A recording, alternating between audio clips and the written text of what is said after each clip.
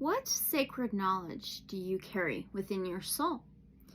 It could be within your DNA, within your ancestral line, within past lives, so on and so on, right? What sacred knowledge do you carry within your soul? Because we all carry some, whether we know it or not, whether it's awakened or dormant. Let's find out. This is going to be a pick-a-pile reading, and I do have some sacred knowledge frequency music playing in the background that I do not own the rights to. We will be doing the singing bowl to ground and connect to Mother Earth, Gaia. This frequency is between the Earth Star Chakra and the Root Chakra. So I'll ding it 3 times, I'll sing it, then ding it 1 last time. And so if this is loud, turn it down for a moment if you'd like to, okay?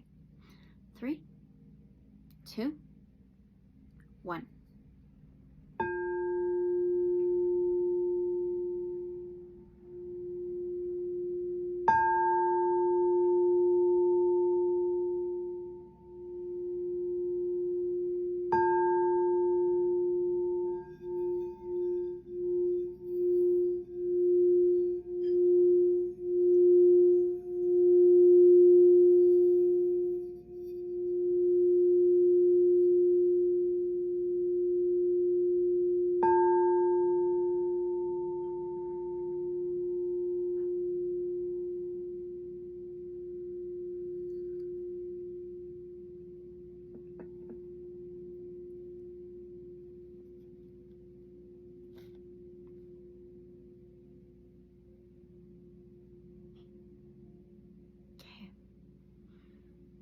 All right, let's put this away. All right, let's now begin with choosing the piles. Remember, this is a 3 pile, 3 cards we're choosing for each pile's reading. So use your discernment, take what resonates, leave whatever may not resonate, and whatever pile or piles you feel most drawn to, those are the ones for you, okay?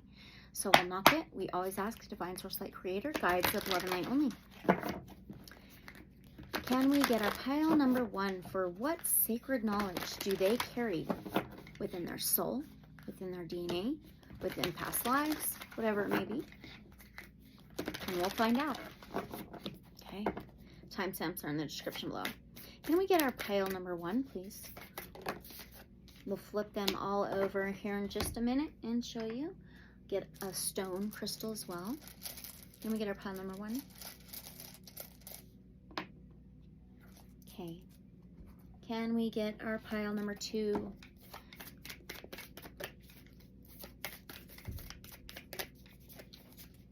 Pile number 2 for what sacred knowledge they carry.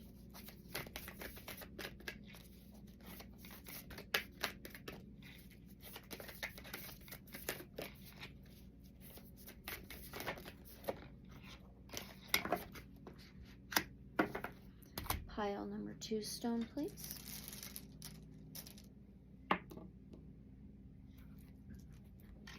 All right, and our pile number 3.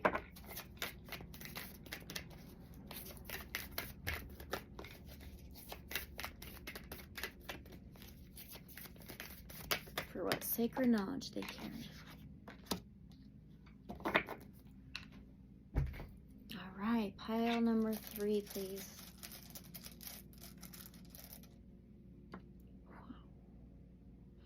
Okay, all right.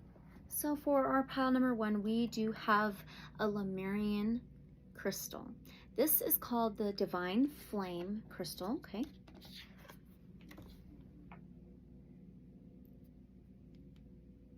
Along with card number 8, Third Eye Chakra, Pineal Perspective, with the Divine Flame Lemurian crystal, Andara crystal, Andara. For pile number 1. For pile number 2, we have Sunstone with card number 19, Balanced Forces, with the Sunstone. Pile number 2. All right, and for pile number 3, we have Shiva Lingam.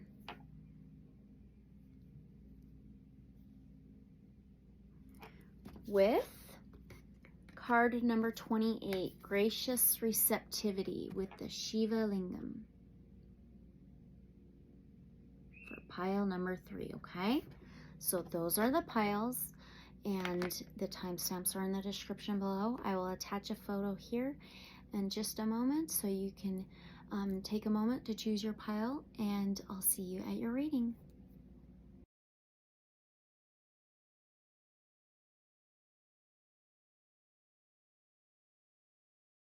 Welcome, pile number 1. You chose the Divine Flame Andara Lemurian Crystal with card number 8, Third Eye Chakra, Pineal Perspective. Okay, so this is a deck that is connected to the Lemurians. It is called Beyond Lemuria. So this number 8 may be significant to some of you in some way. It is also the infinity symbol.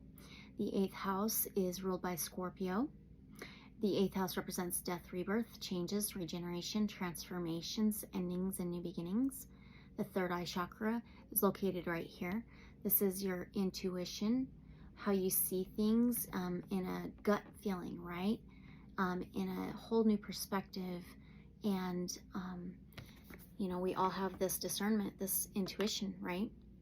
So this is setting the stage for your reading for what sacred knowledge you carry within your soul or DNA or past lives.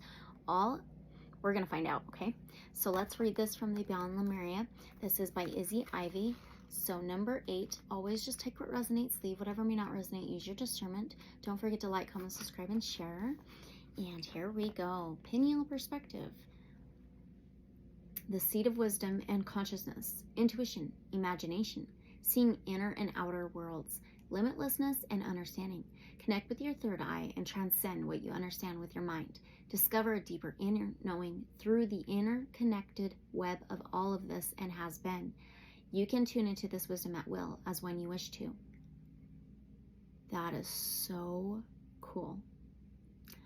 You can tune into this wisdom at will as and when you wish to. This wisdom is ancient yet pioneering. It is the creator of the free will we choose to weave from moment to moment. Be the observant witness and allow the transcendence of duality without judgment. Be mindful, listen, and allow your unfurling intuition to unravel the paradoxes of reality. Examine limiting ideas, listen more, balance the left hemisphere's logical and analytical thinking with inner guidance and deeper wisdom. Take note of any thought patterns that may be holding you from your fullest potential. Through the mind-based fear of past experiences. Themes: enhancing your imagination or intuition, seeing beyond illusion, healing position between the eyebrows, color washes, deep indigo blue. Some of you may be indigo children. You may want to look into that. If not, if you don't resonate with that, that's totally fine, okay? So far, you hold this deep inner knowing, okay? How amazing. All right, so now we're going to do another oracle, and this one we are going to do the Sacred Sites Oracle, okay? And for this question, again, we always ask Divine Source, Light, Creator, Universe, unconditionally loving guides, okay, of love and light only. So what sacred knowledge does pile number 1 carry? One card, please. What sacred knowledge does pile number 1 carry, please? Oh my goodness. This is the Vatican, okay? Wow. That's interesting. Let's find this in the guidebook.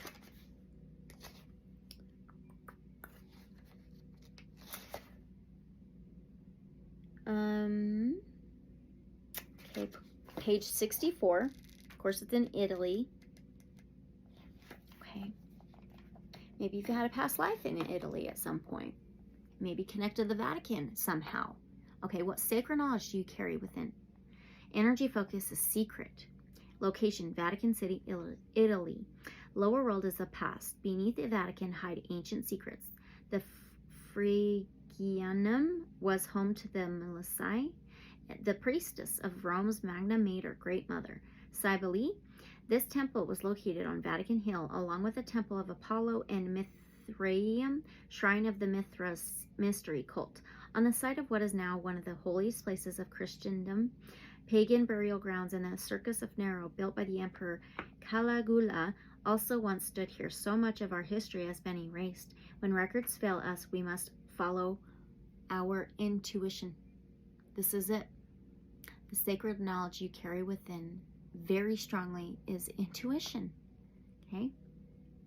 To learn from a sacred site. Are you drawn to any particular images on this card or to any of the names associated with this place, such as Cybele, Apollo, or Mithras? Delve into books or the internet to find out more and discover the guidance that these deities offer for your own life. Now, the middle world is the present. Originally, the Anatolian earth goddess Cybele was imported to Rome from abroad in the city's hour of need, when a bad harvest and famine seemed to augur defeat in war. This foreign goddess arrived in the form of a black meteorite. Have you ever considered calling on another belief system to help you? What is the significance of the Egyptian obelisk that has stood in St. Peter's Square since 1586? When construction began in around 326 CE on the first basilica over the tomb of St. Peter, the stones of the Circus of Nero were used to build the new church. In the late 15th century, planning for a replacement basilica began, and the new building's foundation stone was laid in 1506. But it was not until 1590 that the Dome of St. Peter's was completed. Are you struggling to build up a relationship or a business, or do you fear that what you have achieved is about to topple to the ground? If so, consider asking for divine help, perhaps from a deity from a different culture or an ancient pantheon that you have not approached before. Upperworld is the potential. In The Creation of Adam, the famous fresco by Michelangelo on the ceiling of the Sistine Chapel, Adam seems nonchalant that God is reaching out to give him life. If God came to give you life, would you lie back and casually lift your finger to him? Beside God is the form of a woman. Could this be Eve at God's side, not made from atoms? The divine spark is coming. Will you rise to the occasion? Time to step out of slothfulness and embrace the rebirth of your soul. You had that number 8, the 8th house, the death rebirth. Know that you do not need any intermediary to connect with God. You can address the divine yourself through prayer, meditation, and ritual. Put what you have been taught to one side and wake up now. Call on the Creator, proclaiming, I am here, I am ready. Journeyed into the past. Imagine standing in the vast basilica of St. Peter. Does its monumental scale and the magnificent art you see everywhere evoke awe or unease? To your surprise, you notice a small trap door beneath your feet. You open it and climb down a wooden ladder. It is very dark, but as you descend, you glimpse a tiny flickering light beneath you. When you reach the bottom, your eyes have adjusted to the darkness, and you find yourself in a beautiful underground room full of statues and artifacts. Third eye, okay? Beautiful. A candle stands before an altar adorned with the pentagram, as well as symbols of the gods and goddesses of the old ways. You see a huge Egyptian ankh and a statue representing the mother goddess Isis. You are amazed that such dedication to ancient wisdom exists here, underneath the Vatican. You hear a whisper. The old ways have never been abandoned. They know the truth. You decide it is time to take your leave and return up the ladder back into the basilica, free to walk in whatever direction you decide to take. Wow. A lot of Egyptian talk there as well. So maybe you have a connection with ancient Egypt. This goddess Isis, different things. So very interesting. What sacred knowledge you carry within, it is being able to see what others may not be able to see as clearly, as easily, right? Okay, so now we're going to go to some tarot. And this is the Unveiling the Golden Age Tarot. Okay, so Divine Source Light Creator, Guides of Love and Light Only. How do they carry this knowledge? How? We're going to pull two cards. How do our pile number 1 carry this knowledge? How do they carry this knowledge?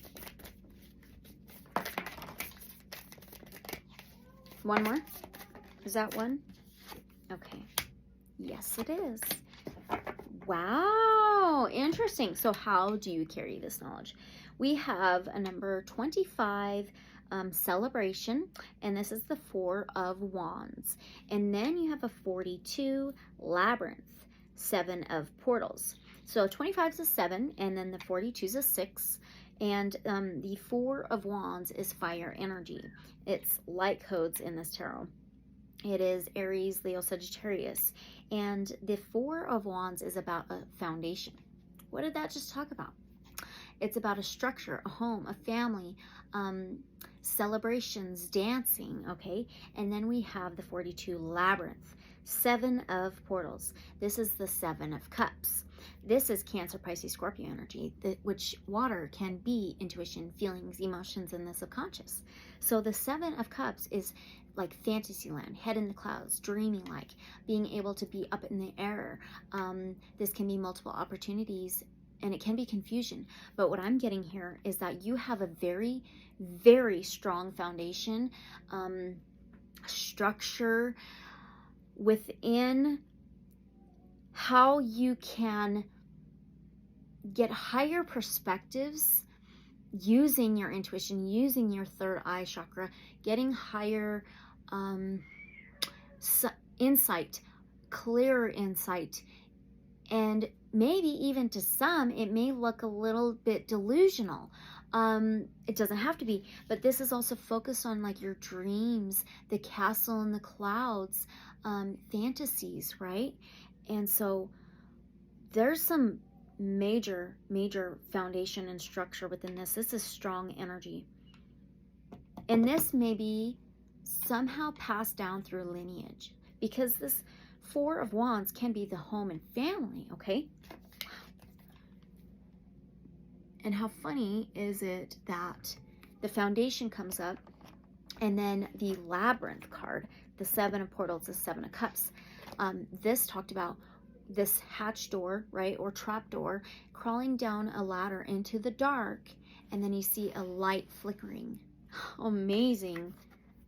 Okay. There's this strong connection, this connectedness. Okay, all right, so now, amazing. Do they apply the sacred knowledge throughout their life? Let's get one card. Divine Foresight, Creator, Guides of Love and Light Only. Do they carry the sacred knowledge within their life? Throughout their life? Wow. Okay, all right. So now we have a card number 31, and it is the Return to the Mother Tree. Ooh, okay. So the tree does remind me of family tree, roots, lineage, ancestors, okay? And this is the 10 of Wands. So 10 of Light Codes. This is Aries, Leo, Sagittarius, fire energy. Remember, you had this divine flame, okay? The 10 of Wands is usually about carrying burdens on your back, carrying heaviness on your back, carrying this. We're talking about how you carry this. But do you apply this sacred knowledge throughout your life? 10s can usually be a no for me. So it may lay dormant, okay? The 10 of Wands can be about putting those burdens down to get a fresh new start, a new beginning, okay? So now the next question that I have. Return to the mother tree. Roots, foundation, structure, right? I feel it lays dormant within you, waiting to be used. All right. So let's now ask, does this lay dormant within you? So does this sacred knowledge lay dormant within them? Okay. 2 of Light Codes, more fire energy. Aries, Leo, Sagittarius. Now you have a number 23, and it says action plan. 2 of Light Codes, the 2 of Wands. So I feel, yeah, because this is actually stagnant, stuck energy. It's a dormant energy. It is also stuck between taking an action, stuck between taking an action, inspired action, passion, which direction to take. Wow. Okay, that read about that as well. The direction, didn't it? Yes, it did. Okay, next question.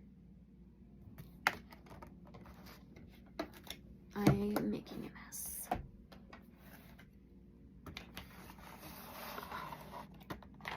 The incense went out, which is actually for the root chakra. Okay. All right. Or, let's see.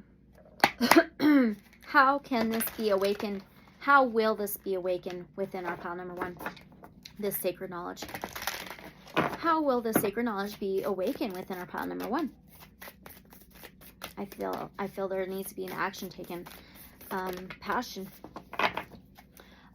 How will this sacred knowledge be awakened within our pile number 1?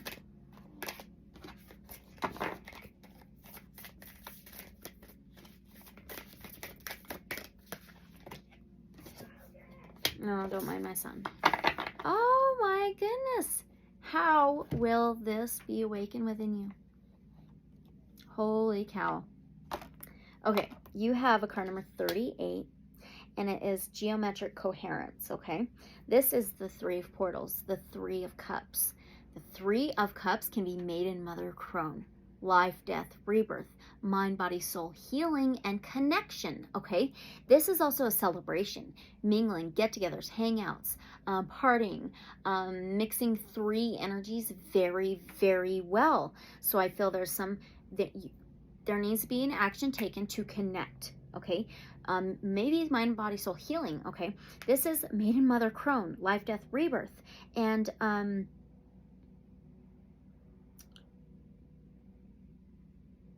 this is like connecting the dots. And this 2 of wands, it's like stuck between 2 paths, direction, and then you have labyrinth there, okay? So it's like you need to connect the dots. It's all there though. Wow. Okay. So how can they awaken this within them? Connecting the dots. Can we get anything specific on that? How? Oh, I've seen that one. Okay. Oh my goodness. Here we go. You have a card number 48 now. And it is the Great Central Sun card. This is the Sage of Portals, the King of Cups, Cancer, Pisces, Scorpio. So the Great Central Sun, you may want to look into that. This is the oneness, the life force, the divine source, like creator, the Great Central Sun. Okay, what we're all connected to. Okay, the King of Cups is very compassionate, very intuitive. He balances 2 different worlds really well. You have that 2 of wands, remember? Stuck between 2 actions, 2 paths, 2 decisions, stagnant energy, not knowing which decision to make or action to take. So the King of Cups balances 2 worlds very well, 2 different worlds, land and sea. The physical and the spiritual, the consciousness and the subconsciousness, okay? So it's about balance and connecting to that Great Central Sun energy. So I actually want to read a little bit of this really quickly. 48, so, okay, here we go. This is connect to the source of all existence, okay? Connection, this flow, this trinity, okay? It's let it inspire you to lead with a balance of empathy and action. Exactly, yes. Heart and mind. This card encourages a balance of mind and heart. Okay. The ability, what is it? Okay. All right. The ability to be empathetic and energetically sovereign with helping others. It also recommends making smart, logical decisions with a clear head while staying aligned with your true feelings and intuition. Exactly. Okay. This is balance. This level-headed approach allows you to cut through scattered, chaotic energies, and it offers patience and understanding when needed. For example, you might be in a situation where you need to navigate the strong emotions or triggers of others. Call in this steadfast vibration and cultivate peace in your interactions with getting triggered yourself. A good leader efficiently achieves the goal at hand while making sure the team is happy and engaged. They balance the importance of making things happen with awareness of where each individual is at, ensuring good relationship dynamics. The frequency of this archetype can be invited into your reality as you need and remind you that this balance is possible. The image of this card on this card is of a direct portal to the great central sun, where all life force energies emanate from. This is the highest bright light. Remember, the trapdoor, opening that trapdoor, crawling down that wooden ladder into the dark, and then seeing that spark of light. Okay, healers speak of, it is a source of all life. This spark behind, oh my gosh, every thought, prayer, and concept. The more people try to explain this power, the less effect it directly has. The message of this card is to go direct to source in your own way, without having to make a big deal about your way being the only way. Cultivating a direct connection with this compassionately loving force will energize, center, and guide you. Yet it is not outside of you. It is you. It is all things, and through it we are limitless. By embodying this way of being, we can be wise leaders and humble, compassionate beings, paving a path for others to follow and be inspired by. Wow. Absolutely. Okay, that's how. So beautiful. Now, we're going to move on to some more oracle, okay? And this one, we will be doing the Angels and Ancestors Oracle by Kyle Gray. All right, Divine Source Light Creator, Guides of Love and Light Only. So how can pile number 1 apply this sacred knowledge to their life? I do believe that is, or this great central sun going straight to source, because it's not just outside of ourselves. It's not that. It's within us, right? So how can pile number 1 apply this sacred knowledge more easily to their life fast? Mirror Guardian, take time to reflect. Okay. Oh my goodness. Mirror Guardian, reflection, introspection, inner work, going within. Exactly. Connecting to the infinite life force energy that lies within us. Okay. On page 110, ends on page 111. So, take some time to reflect on your strengths and challenges and how far you've come. Recognize your gifts. Angels accept you just the way you are, even when you are going through a challenging time. They still hold you in the highest esteem. The Mirror Guardian, a female angel looking into the mirror of life, invites you to witness your spiritual strength and beauty, to see yourself as angels do. The mirror represents the fact that your core beliefs, that does remind me of the great central sun, okay, and ideas are in fact what is reflected back to you by your world. Your life is one big mirror of how you feel within, and the Mirror Guardian helps you recognize that. When this card appears, you are being invited. Take some time to see where you are right now. You are a beautiful being who has surmounted so many challenges and expanded in so many ways. Your angels are now guiding you to take inventory of your life, to take the time to take note of all of your recent experiences, the challenges you have surmounted, the strengths you have developed, and the lessons you have learned. Your angels want you to reflect on your strengths, in particular those aspects of yourself that you feel have not been acknowledged by others. Offer yourself approval where it's due, and know that when you give yourself credit, others will be able to as well. Beautiful. Yes. Absolutely. Okay. All right.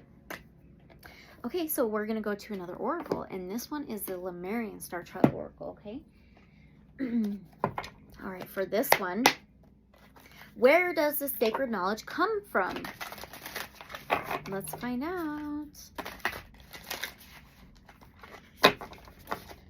All right, Divine Source Light Creator Universe. Where does this sacred knowledge come from for our pile number 1?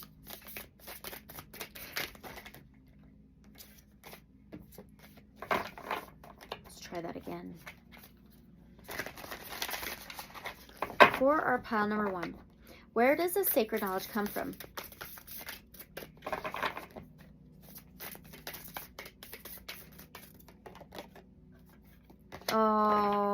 Oh my goodness. You have a card number 8. Okay. Yeah, 8 may be very significant for you, or even the 8th house in your natal chart may be significant. Remember that 8th house is ruled by Scorpio. You may have a different sign for your 8th house, but the 8th house represents that death, rebirth, changes and transformation, endings and new beginnings, a rising phoenix from the ashes, okay? So essences and energies. Card number 8. It says attune to subtle energies, balance, and frequency holders. And this Lemurian Starchild Oracle has 88 cards in it. Maybe you're seeing a lot of 8s. You don't have to. Okay, so this is going to be within the category of wisdom, 215-8. So let's find that. Where does it come from? Very deep within. All right. Oh, let's see right there. See the whale? Maybe you have a connection with sea life or wells in some way. You don't have to. Okay. Other keywords: signature energies, crystals, plants, animals, unique gifts, bringing healing through balancing energies. Lemurian Starchild, what energies do you surround yourself with? Do you feel grounding from natural objects that you are around? Do you feel a celestial quality and beauty you have manifested in your space? Or are your surroundings in a state of discord? Are they a source of noise that keeps you away from your true purpose? Would you like to be in a healing space? Perhaps you don't need any radical changes, just a homeopathic dose of an essence of energy. By accepting this healing agent, you give your body physical and energetic instructions that it uses to heal itself. You have drawn this card because the divine would like to cleanse your energy, to let more healing essences come to you. The essences can help you to live in a gentle and nurturing space that allows you to open to divine peace and bliss. Through the healing properties of essences and energies, you become increasingly independent of outside circumstances and anchored within your own heart. This deck of cards is a heart-given gift of love and inspiration. Divine flame and dark crystal. Okay. To help you live in a gentle, nurturing space of your own perfection and co-creation, to help you realize your potential and open you to a deep bliss and peace which defies understanding and transcends circumstances. Each card carries different essences and energies of the love of the divine. Dear one, the energies you want to bring into your world, they are waiting to come in. Have no limits on them, no preconceived plan, no prepackaged ideas. Your heart, in its truth, offered with openness to the ever-present love of your loving Creator, will birth your Christed timelines. So, dear one, how joyful it is, for here we are once again before the throne of God, free to be. Wow. With life, in love with the divine, with self and other. No attachment, bathed and surrounded by a sea of love. So many blessings here, every particle pregnant and overflowing with potential. Slowing of the old energies with love and non-judgment, unveiling now. What tarot did we use for you? The Unveiling the Golden Age. This is also connected to Lemurians too, okay? All right. Unveiling now. A divine moment of birthing, the 8th house, death, rebirth, okay? The true you, crystalline, shining, and pure. In your divine glory, open your heart to this encouragement from the divine within, for you know how to focus your attention. Intuition, third eye? Exactly. Okay, on what you love. Enjoy my creation, dear ones, and see it manifest more fully. Give me your fears, for they are no longer needed. You have everything you could ever need. Feel this deep in your heart. Dance with the wind. Whisper with the trees. More whispering. Okay, and dancing, celebration. Okay, be caressed by the grass. Feel my love in the sunshine on your face, great central sun. Ooh, I love it. For there is a real and satisfying love within the essence of all of creation. Each part of creation is unique, carrying multidimensional frequencies to help you heal and grow. Because, dear one, you are so loved to the ends of the earth, to the ends of the universe, and beyond that. You are loved in oneness, in the sea of love from which all creation is birthed. Really? Almost there. Yep, almost there. Your heart knows what frequencies and gifts you may need at any moment, and essences are a way for you to connect with the healing properties of plants, animals, crystals, and other healing energies of love. Very connected to those things, okay? They are a way for you to narrow your focus, to refine your subtle awareness, and to commit to attuning to yourself and your healing, your growth, and your conscious co-creation in a careful and loving manner. I'm very impressed, for sure. How cool. Let's do this. Beautiful. That's amazing. Okay, I need to put this aside. So that's where this comes from, right? Now let's do another one. And the next oracle deck I have picked out is the Medicine Heart Oracle. So funny, right? Okay, let's do that. This love, okay? So Divine Source Light Creator, Guides of Love and Light Only. So what does pile number 1 need to know about the sacred knowledge? What does pile number 1 need to know about this sacred knowledge? You got another sideways card. These aren't always all sideways in these decks. Only some. Oh my gosh. Okay. It's a card number 2. And then it says Sacred Piercing. Maybe some of you have specific piercings. If not, that's okay. Maybe in a past life you did. Maybe you were part of a culture that did these. And there are hummingbirds here as well. So 2. The second house in astrology is ruled by Taurus. The second house is, Taurus is an earth sign. The second house is earthy. It is the crystals, the plants, the animals, the connection to the ground, the grass. I mean, everything tangible and material, okay? So, sacred piercing. So what do you need to know about the sacred knowledge? So let's read this out of the guidebook. This is very in-depth guidebook for sure. Beautiful. All right. The Oracle of Sacred Piercing signifies the presence of divine masculine energy. So you had a little bit of like goddess type energy, Mother Earth type energy, and now divine masculine. Okay? This energy may manifest through a person, an event, or as your own inner masculine energy gaining strength, providing you with the capacity for skillful discernment and clarity, leading to constructive corrective action. There is a different view. Yeah. A new energy or attitude that needs to enter your awareness and your life. This energy may feel unfamiliar, yet it holds within it the potential to stimulate your healing journey and ultimately empower you in the manifestation of your life purpose. A time of increased activity, movement, and progress is imminent. This will naturally arise in support of your authentic purpose in the world. For over 5,000 years, ancient peoples of Asia and the Pacific, Africa, Egypt, and the Americas have practiced body piercing. Piercing practices open the body for a myriad of purposes, from beautification and communication of certain hierarchies in society to ritual religious offerings and initiations. Piercings can be a symbol of cultural connectivity and belonging, as well as a symbol of rebellion against cultural mores. Piercings are prohibited in some religious traditions, whilst in others they are key features in the iconographies of numerous heavily bejeweled divine beings, signifying spiritual attainment and capabilities. The Oracle of Sacred Piercing refers to the resilience and readiness of the soul to be opened up spiritually to the divine masculine, to express its uniqueness and assume its rightful role and divinely destined place in the world. The wounded masculine within the human psyche may at times feel inadequate for the task of confronting self-doubt and overcoming ambivalence or fear regarding bringing masculinity to consciousness.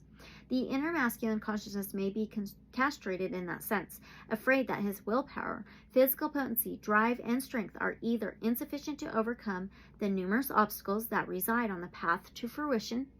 Paths. It's about your path, okay? Or that the attempt may lead to such frustration and anger that uncontrolled violence would be the unacceptable consequence. Either way, the masculine consciousness within may opt out of investing in the soul's right and capacity, to make a mark in the world in its own unique way. He may forego his divine birthright to craft and leave a legacy that can heal his ancestral lineage and support future generations. He may overcompensate for perceived powerlessness through attempting to dominate others rather than master himself. He needs to love himself enough to simultaneously humble his ego and strengthen himself spiritually through honoring the heart.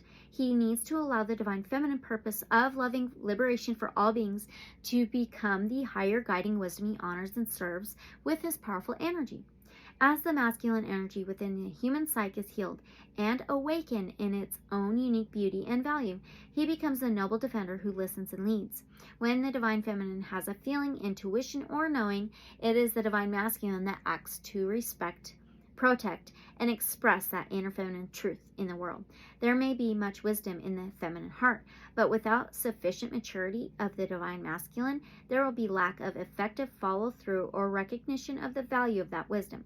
In such cases, one can doubt one's own truth and fail to act on the changes that would be necessary to honor it. There is a point when the soul becomes ready to stand up for its own light and willing to do what it takes to live in its truth and uniqueness, no matter what anyone may have to say about it.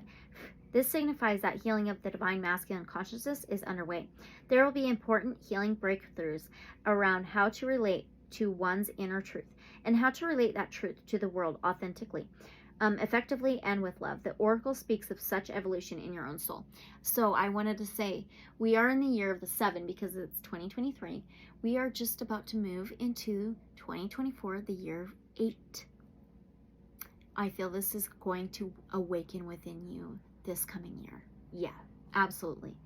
The divine masculine energy bears the genius of divergent wisdom. The influx of divergent energy is not always a comfortable experience.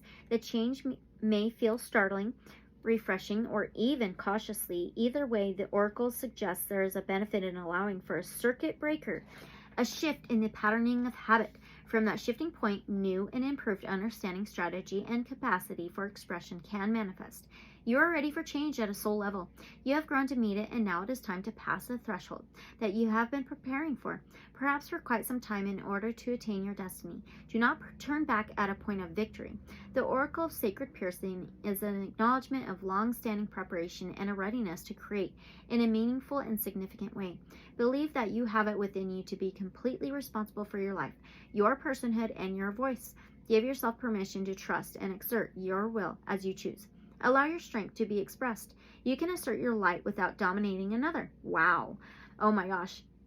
You can lead whilst remaining in humble service to universal divine heart. Set your sights on what you want to accomplish.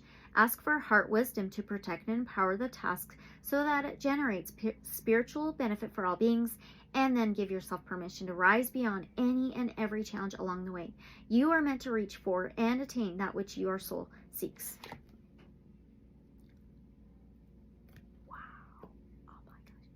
Wow.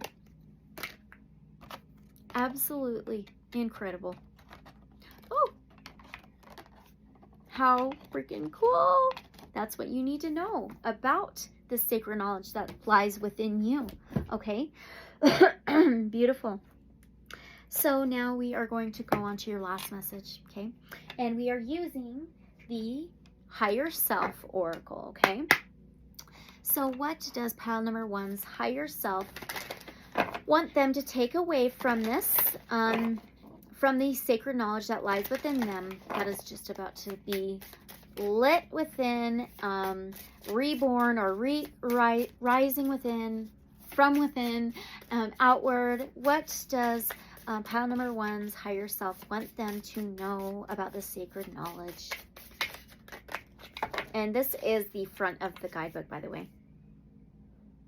Okay, what'd you get? Expect the unexpected. You are going to be so surprised.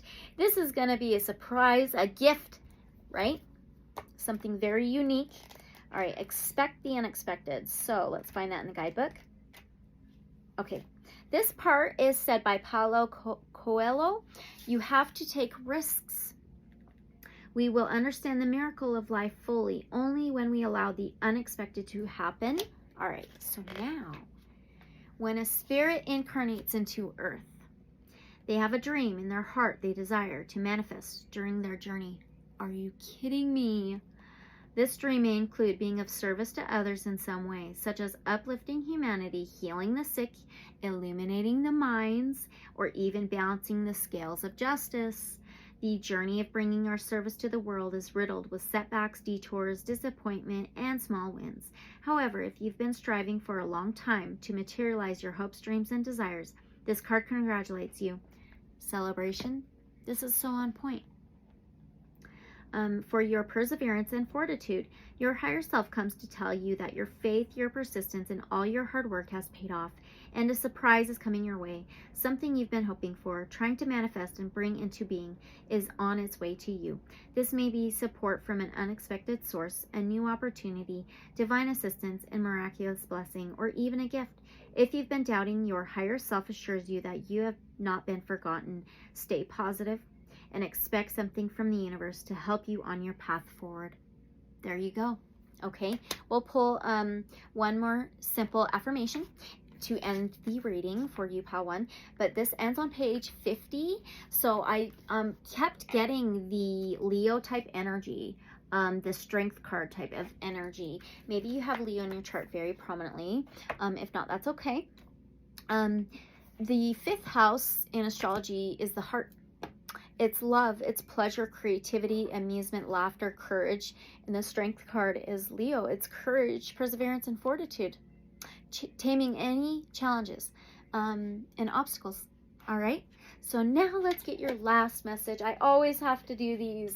I'm like, no, maybe not this time. And then I'm like, no, we got to do them. So these are called the Sweet Ass Affirmations 2. All right. So what affirmation can pile number 1 receive to take with them along their new journey about to be revealed? Okay, that was a mess. Set back. All right. You have a pearl in an oyster. Maybe pearls are significant to some of you in some way, or just sea life. I don't know. I don't know. Maybe pearl. Yeah, maybe pearl is significant in some way. Okay, this gift. It's a gift. It's a jewel. Oh my gosh, how cool. Okay, it says, I am my own source of happiness. My relationships are a bonus. Okay, so the back says, always move into a relationship by choice. Never allow internal voids to push you into a relationship in an attempt to fill a tiny hole. No pun intended. These are funny. Okay, it's like that trap door. Okay, never enter into a relationship because you want to be loved. The magic begins during the hunt inside yourself. Your partner is a bonus, a companion in their own journey, compatible and thrilling, but never your source of happiness. Happiness is self-love, soul-searching, filling yourself with compassion, King of Cups, and understanding what truly makes your heart beat. Unconditional internal self-love is unconditional external love for your relationships and the world. All right? Okay, Pile 1, these were your messages on the sacred knowledge you hold within, you carry within, okay? That's beautiful. Thank you so much for being here. Don't forget to like, comment, subscribe, and share. Just take what resonates, leave whatever may not resonate. Use your discernment. Always, okay? You have it within you. And unconditional love and light, so be it. And if you are interested in a free personal reading, my email's in the description below. And I do have a PayPal link in the description below. If you feel like donating, you really don't have to. I would love for you to comment and let me know how this resonates for you, okay? Thank you so much, and I will see you guys in the next reading or video. All right. Thanks again, Pile 1. Bye. Welcome, pile number 2. You chose the Sunstone, along with card number 19, Balanced Forces. Oh my gosh, this is so beautiful. Well, 19 may be significant to some of you in some way, and it's also reduced to a 10. 10s are about completions and fulfillment, successes, leaving things behind to begin new things. And that 10 can be reduced to the 1, which is the new things, right? The 10th house in astrology is ruled by Capricorn. The 10th house represents career, public image, social status. So the Sunstone really well with the sacral and solar plexus chakra. Maybe you want to look into getting a sunstone or working with a sunstone. You don't have to, but this is setting the stage for your reading. And this is the Beyond Lemurian Oracle by Izzy Ivy, okay? So let's find this in the guidebook. Remember, always take what resonates, leave whatever may not resonate, use your discernment. And don't forget to like, comment, subscribe, and share. All right, so let's read this for you on your sacred knowledge, okay? yin and yang, productive flow, masculine and feminine energy, the balance of duality, patriarchal paradigm being rebalanced, equality, balance, and perspective. The Lemurian people are said to have been androgynous, meaning they were not a specific gender, as they were only partially formed in the physical realm. They did not inhabit a paradigm of duality. They are a perfect balance of what became masculine and feminine energy as it densified in physical form. We all hold a mix of masculine and feminine energies within us. Masculine energy is more about focus and a forward direction, while feminine energy is more holistic and peripheral. Masculine energy is that of logistics and actioning desires into being, and it has more of a controlled and rigid vibration. Feminine energy is free-flowing, nurturing, creative, and receptive. Both sides are to be celebrated, but in our efforts to rebalance, inequality and prejudice can occur. In the current paradigm, masculine and feminine energies are imbalanced as our global culture is largely patriarchal and strongly influenced by masculine energy. Efforts to revitalize the feminine flow has been incrementally shifting the balance over the last century. It is time to calm mind-based intellect, scientific data, linear direction, and the acquisition of power. To have an optimal human experience, we must embody a balance of masculine and feminine energies. We can daydream in receptive fluidity and then action our ideas into reality. We can be soft and nurturing and also firm and direct as needed. We can be determined, compassionate, grateful, vulnerable, visionary, and strong. There can be focus and free flow. We may not draw on these energies simultaneously, but when we access both equally, we can be truly powerful center beings. When we bridge the duality within ourselves, we can seed more balance into our outer world. This card invites you to look at masculine and feminine energy from a more balanced perspective. Is the situation at hand on the more masculine side of the spectrum? Can it be tempered with feminine energy? Vice versa. Would be the addition of masculine energy bring balance? What needs to happen to form a more holistic and equalized foundation? Do you normally hold a position of one extreme? How might you balance this so you can experience a more optimized state of being? To bring more masculine drive and focus to a situation, for instance, if you have some upcoming due dates and you need to get into action mode, focus on your goals, desires, and ambitions. If you want to engage more feminine energy for receptivity, trust, flow, and surrender, consider all the things you are grateful for already. Feel the warmth, gratitude, and comfort of knowing everything is divinely perfect, just the way it is. So that creativity, the warmth, that reminds me of the sunstone. And you may be connected to pile number one. You may want to look into that. Or maybe you're coming from pile number one. I'm not sure. Okay, so now we are going to go to the Sacred Sites Oracle. This one's super cool. All right, we always ask Divine Source Light Creator, guides of love and light only. So what sacred knowledge does pile number 2 carry within them? What sacred knowledge does pile number 2 carry within them? Tiwanaku. Okay. Why did it pause? That's so interesting.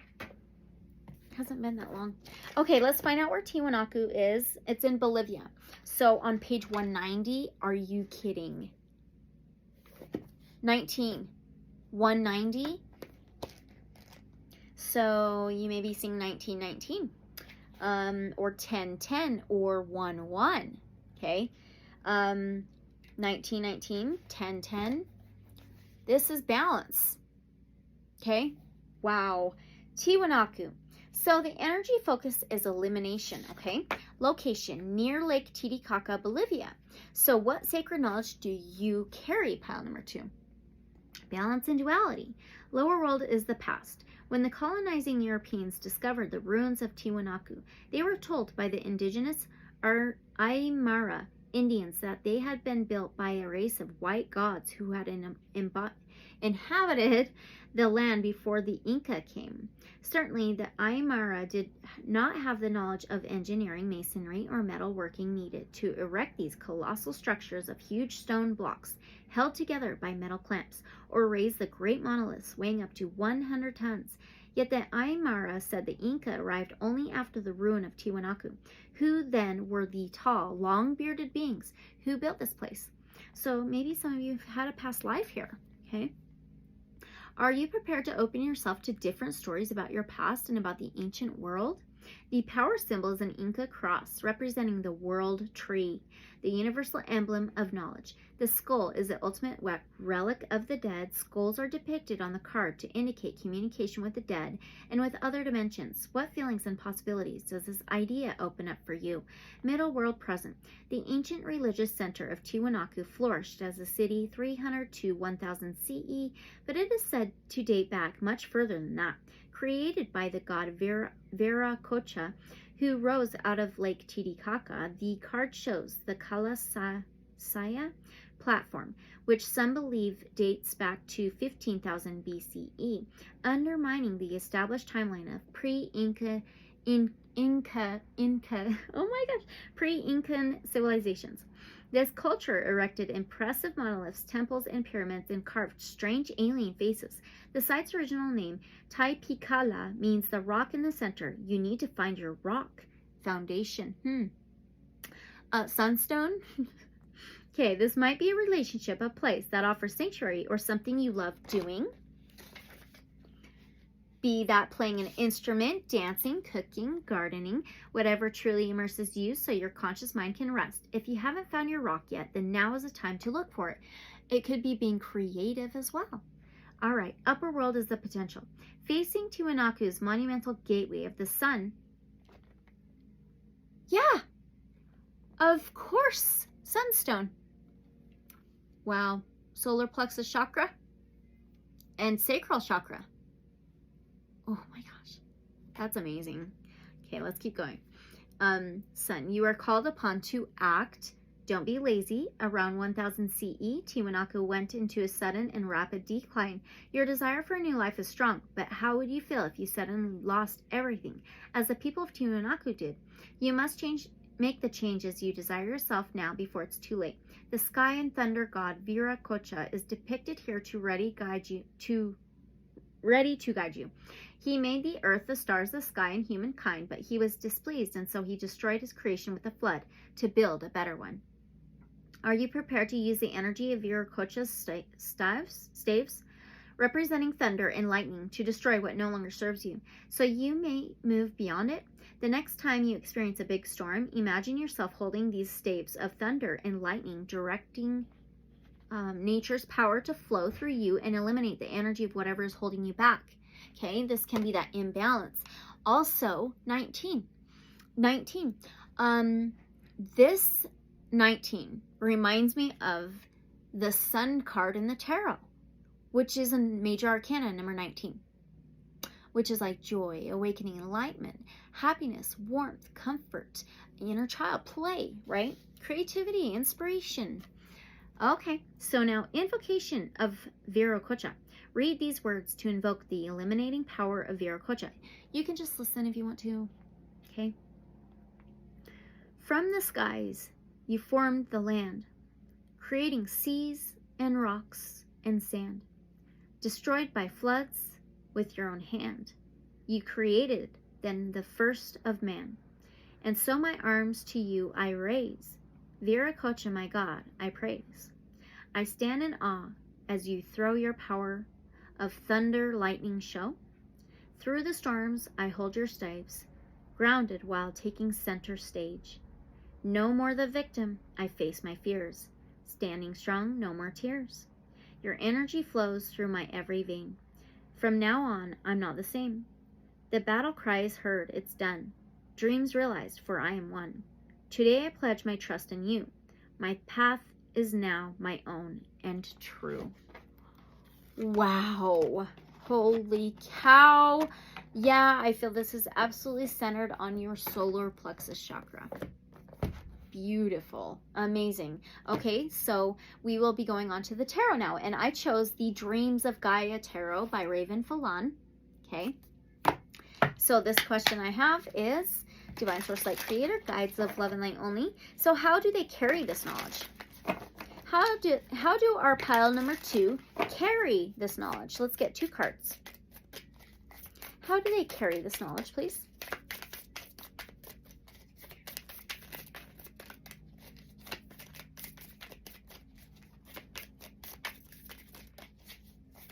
Two cards, please. How does our pile number 2 carry this knowledge? Thank you. One more. My goodness. Feel that one and this one. Okay. Wow. All right. How do you carry this knowledge? You have a 2 of Cups. Balance. This 2 of Cups, Cancer, Pisces, Scorpio, water energy. It's about feelings and emotions. It can be a decision and a choice. It is a relationship as well with these 2 energies of balance. This is harmony, unity, balance, justice, the scales.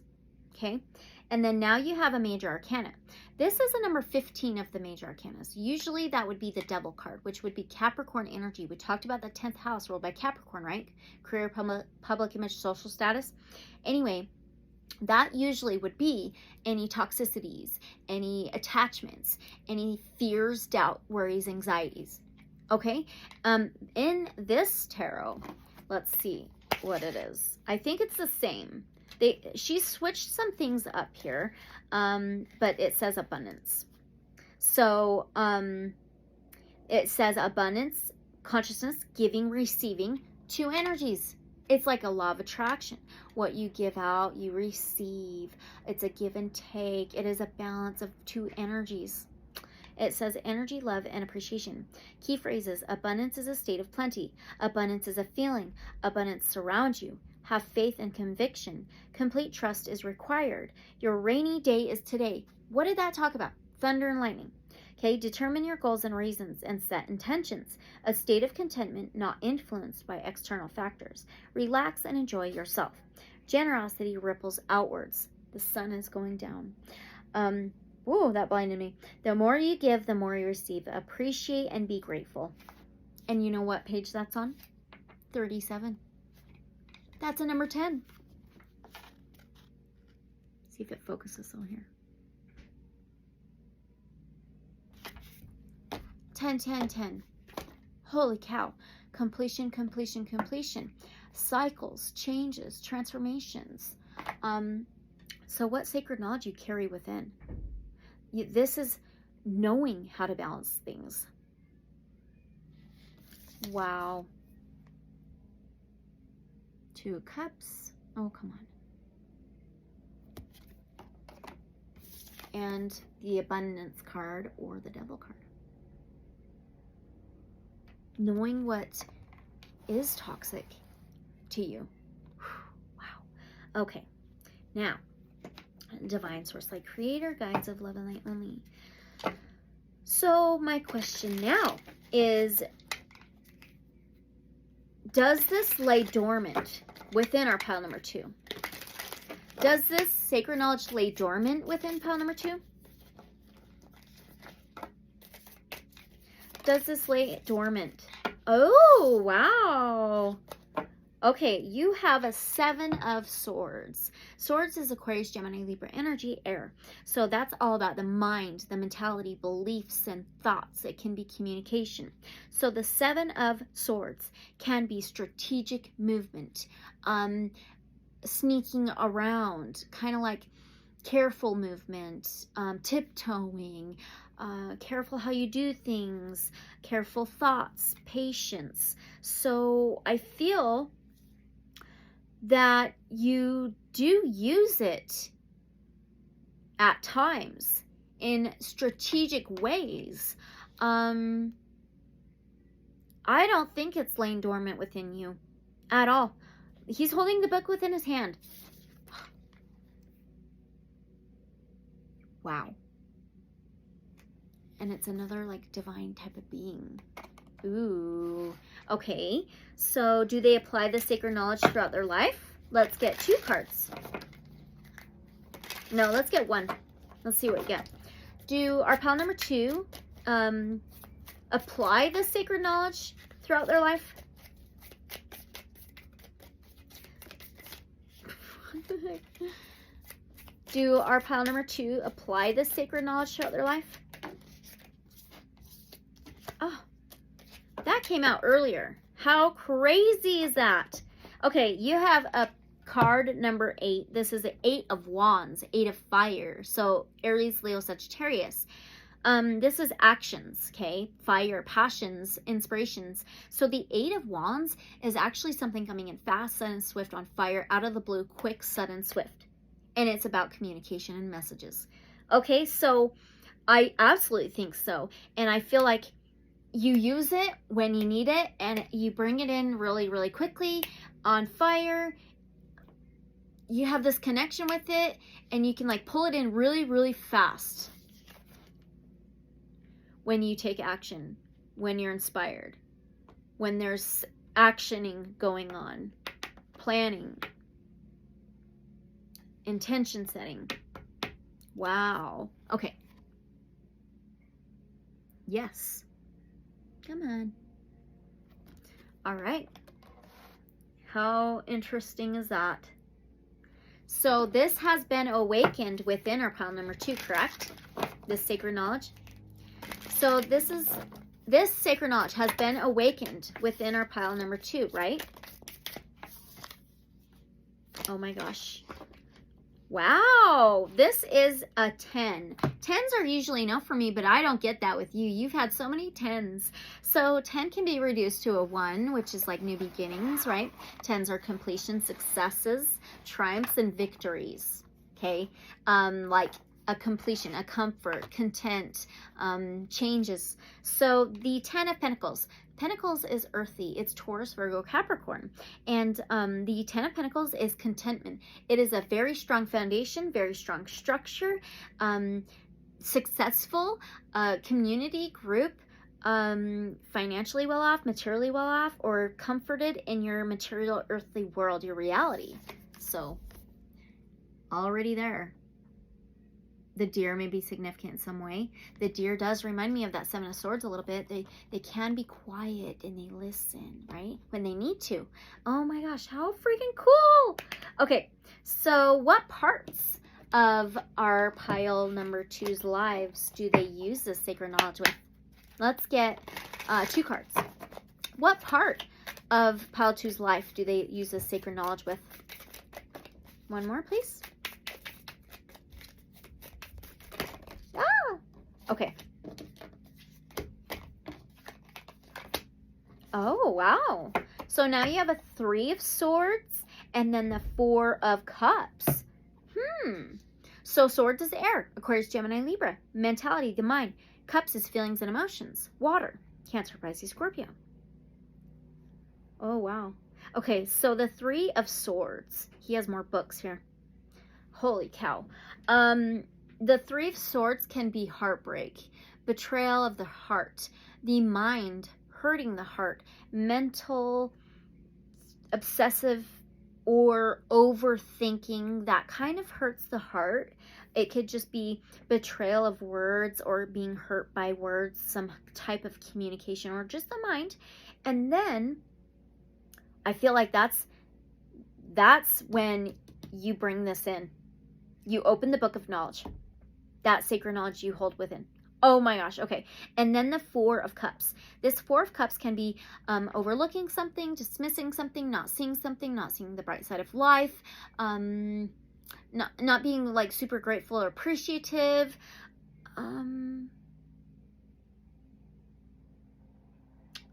Unseen.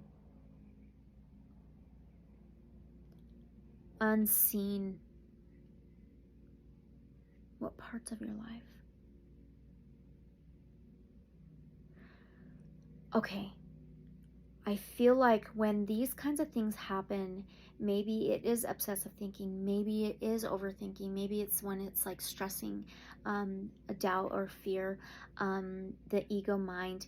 It could be any kind of miscommunications, misdirection, and you don't know what way to go, what may be right in front of you. It's like this unknown thing, and that's when you pull it in to get clarity. Oh wow, this is amazing. There's a skull and all these books, sacred scrolls, this owl, this type of dragon, and he has wings. And he has a key on a necklace. and the Four of Cups. He's looking through a mirror.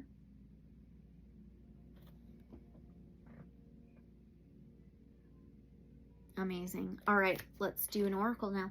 So for this, we are going to be doing, what do we have? Let's see. How can pile number 2 apply this sacred knowledge to their life? Okay, we are going to do the Lemurian Starchild Oracle, okay? All right, Divine Source Light Creator, guides of love and light only. So how can pile number 2 apply this sacred knowledge to their life? I think you already do, but let's see if there's anything else, any other parts of your life that you can apply it to. Blessing beyond the soul path. That goes so well with those cards, doesn't it? Oh my gosh, card number 3. Okay, I have to say 3 can be about commitment, working together, teamwork, contracts. And also 3 can be connected to Mother Earth. It's also like mind, body, soul healing, a connection, a trinity, a flow together. It says honor all life, exchange of joy without karma or sacrifice. Oh my gosh, beyond the soul path. So this is going to be within structure. 181, so that's a 10. Oh my gosh. 181, 3.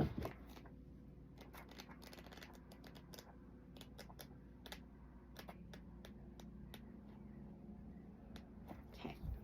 It says blessing beyond the soul path. Finding your way. Wow. Okay.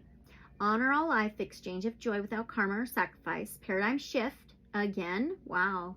Bless food, nurture, respect for land, animals, and plants. You have drawn this card because you are a blessing to the world. Allow the blessings from your family of light to flow through you, to change the vibration of your surroundings. Without any judgment or effort, you naturally bring light to the dark, peace into the battles, and you co-create the new earth. Do you feel drained from giving? Do you feel your gifts are not reciprocated? Okay. Honor all life, but let go of the old paradigm so that you don't have to give it your energy. You are ready for an effortless way of expressing your light. Okay, so the blessings you receive. For many lifetimes, you have walked the path of the soul. This path helped you to survive spiritually by learning the right lessons. Each time you ended a lifetime, any lessons that were incomplete would roll over to the next lifetime. You would incarnate in your soul group so that you could love and support each other on the spiritual path. This soul school was a way to ensure spiritual survival, all the books, right? In tumultuous times, in times where you didn't see other ways, just like that 4 of Cups. Exactly. Unseen, unknown, not seeing something, okay? No, we are going to leave, sweetie, okay? All right, so okay, in times where you didn't see other ways to be reminded of your higher self, the attention from the survival got anchored into the solar plexus. No way. That's why I read from these guidebooks. Seriously, all these oracle guidebooks. Right here. Literally. Are you kidding? Wow. This is how deep you felt the necessity of the soul identity. It is a way to grow spiritually in times of life and death situations. The spiritual survival is now changing into a more heart-based consciousness. Yes. From the survival state, it was hard to let go of karmic ties, of connections with the soul group. Devil. Attachment, right? Okay. Where am I? Oh, crap. Okay, you couldn't let go because you depended on each other. But now that the spiritual survival is ending, the heart is taking over. The heart can let go of the codependence in the soul group. For many lifetimes, the soul school was all you had to find your spiritual path. You needed to survive spiritually to stay out of shadow realms, places where your development would stall. Wow. Because you depended so much on the soul lessons, it is hard to see them in a new light now. You might shed many tears. Oh, wow. When it is time to let go of a soulmate, a brother or sister who is ready to walk their own path. But now is a time to not limit each other in any way. It is a time to see the unlimited possibilities that each one has. And that does remind me of that 10 of Pentacles, that community type of group. The foundation and structure can be home too. in family. All right. The older Lemurian soul groups are shifting into a new energy, a new Lemurian template. In this healing, we can complete our soul journeys much quicker and find interactions that are nurturing in each moment. The cosmic support from the whole universe is flowing in because a new paradigm is here. The flow of abundance gets more unlimited the more you are willing to let go of the old paradigm. Use your wisdom, attune to your pineal gland to see how you can make shifts in your life. Ask the Lemurians and the Pleiadians to show you soul contracts that you are ready to let go of. There might be many religious vows, contracts, and agreements from other incarnations. Now that you are stepping into the new Lemurian healing template, all of these vows can be of the past. Allow your light family to take these vows away from you. The Lemurians can give you inspiration and emotional guidance in the process of breaking the vows, and the high vibrational energy from the Pleiadians can dissolve the karma and take the vows away from you. There is a new spiritual system being birthed. Yes, you don't need to be reborn so many times anymore. You don't need so many clean slates to have a new beginning. You can have a new beginning right now by letting go of your karma. Allow the Lemurians to guide you and the Pleiadians to clear your energy field. Don't hold on to anything. When you let go of everything, all is given to you in divine flow. Oh my gosh. The blessings you give. Everything has a consciousness, even a rock. It said rock, right? Your rock, finding a rock foundation, right? No, that was in pile 1. Oh my gosh. Yeah, you might want to listen to pile 1. Okay. Oh, or a man-made object.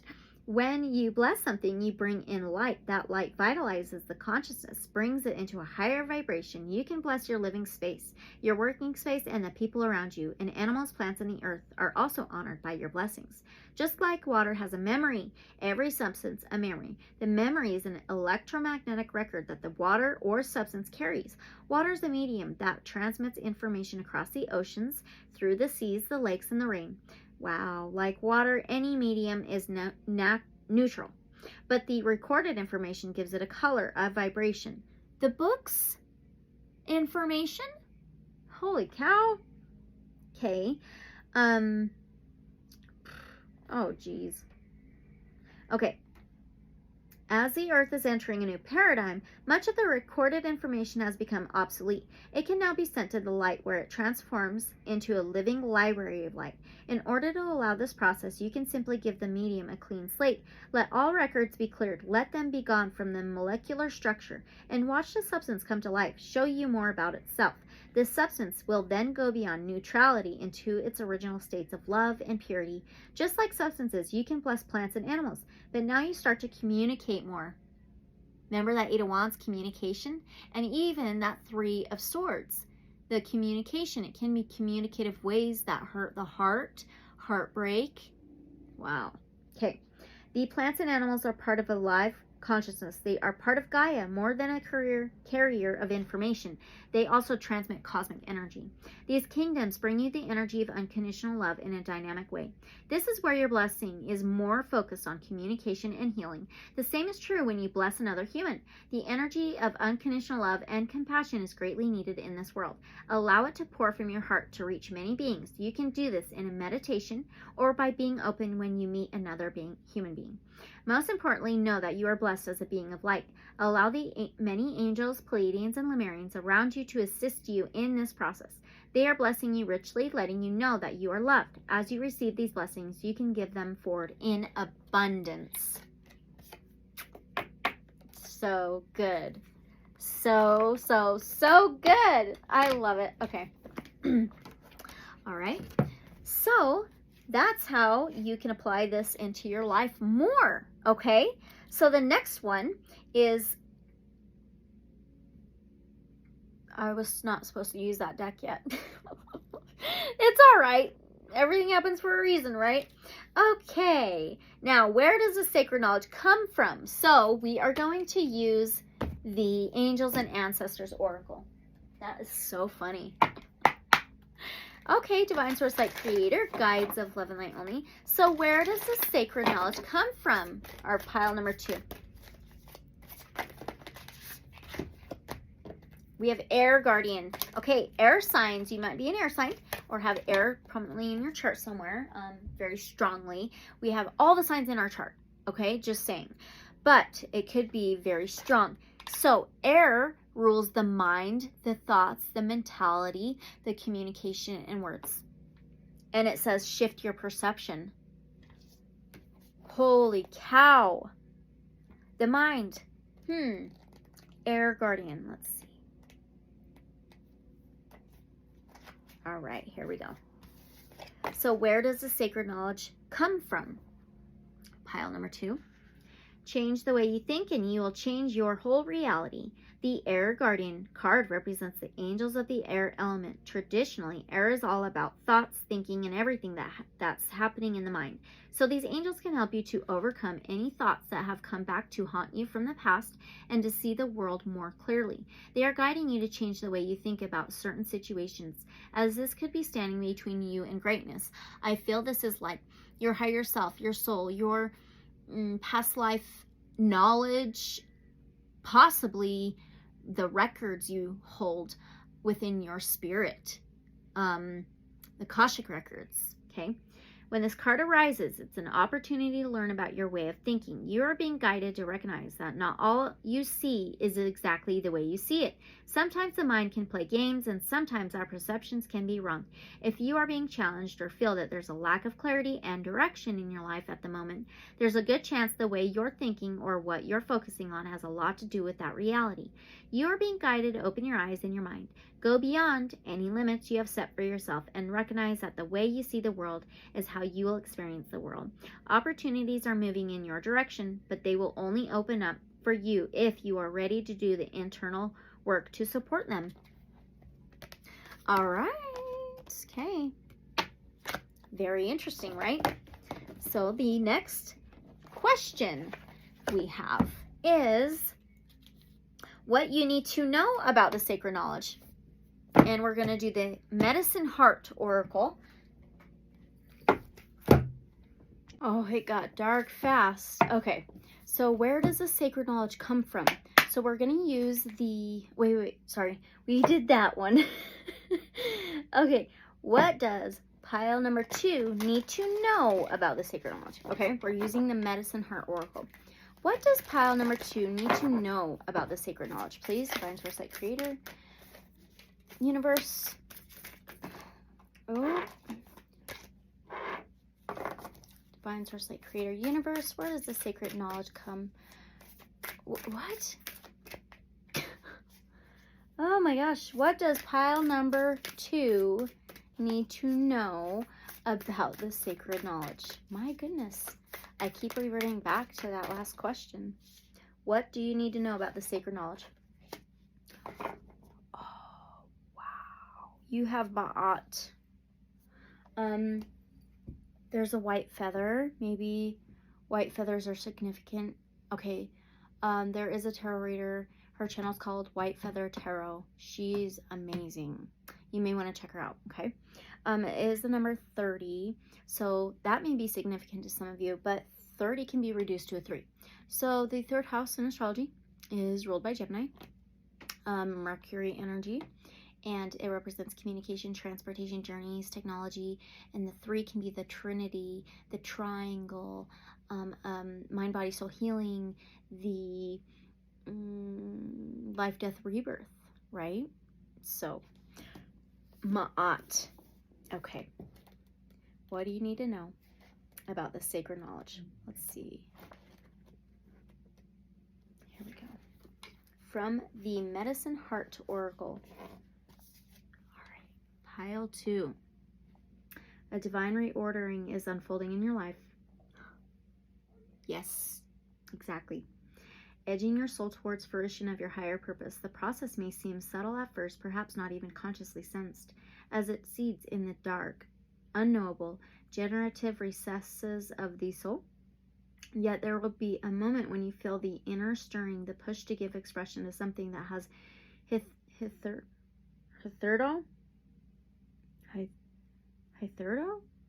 been inchoate. What? Okay. The push to give expression is something that has hitherto been inchoate. It will take courage to commit to the manifestation. Seeing through the unsteady beginnings as this newness grows into fullness, there is something beautiful and true meant for you. Do not be afraid to do the inner work necessary to embody and share it. Beloved Egyptian goddess, embodying truth, divine order, and justice, Ma'at wears a headdress of a single feather. She is adorned by Sekhmet, the fierce, lion-headed, ancient Egyptian goddess of sacred rage who consumes evil and destroys negativities.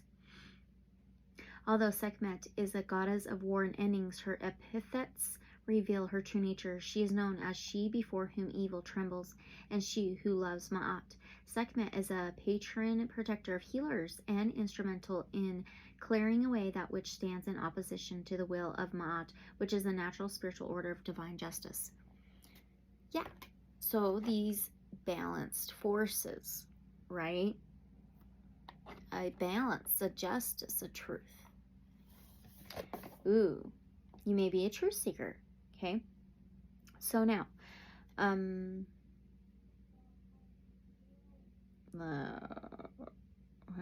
okay. The will of Ma'at orchestrates the movements of the stars and planets, the shifting of the world ages, and the progression of the seasons, and all other cycles of activity within all phenomena, including the cycles that govern humanity and promote spiritual growth. Ma'at is divine timing. Trusting Ma'at is having faith in the natural, self-correcting, instinctively rebalancing intelligence of life itself. Oh my gosh. Where repair and realignment to divine order requires fierce protection to dismantle particularly entrenched interference, then the wrathful emanation of divine protection spontaneously manifests as Sekhmet. To be able to handle one's rage with wisdom is a gift of the holy fire of Sekhmet, fanned into life by Ma'at divine feather. Rendering one's rage as sacred demarcates it as a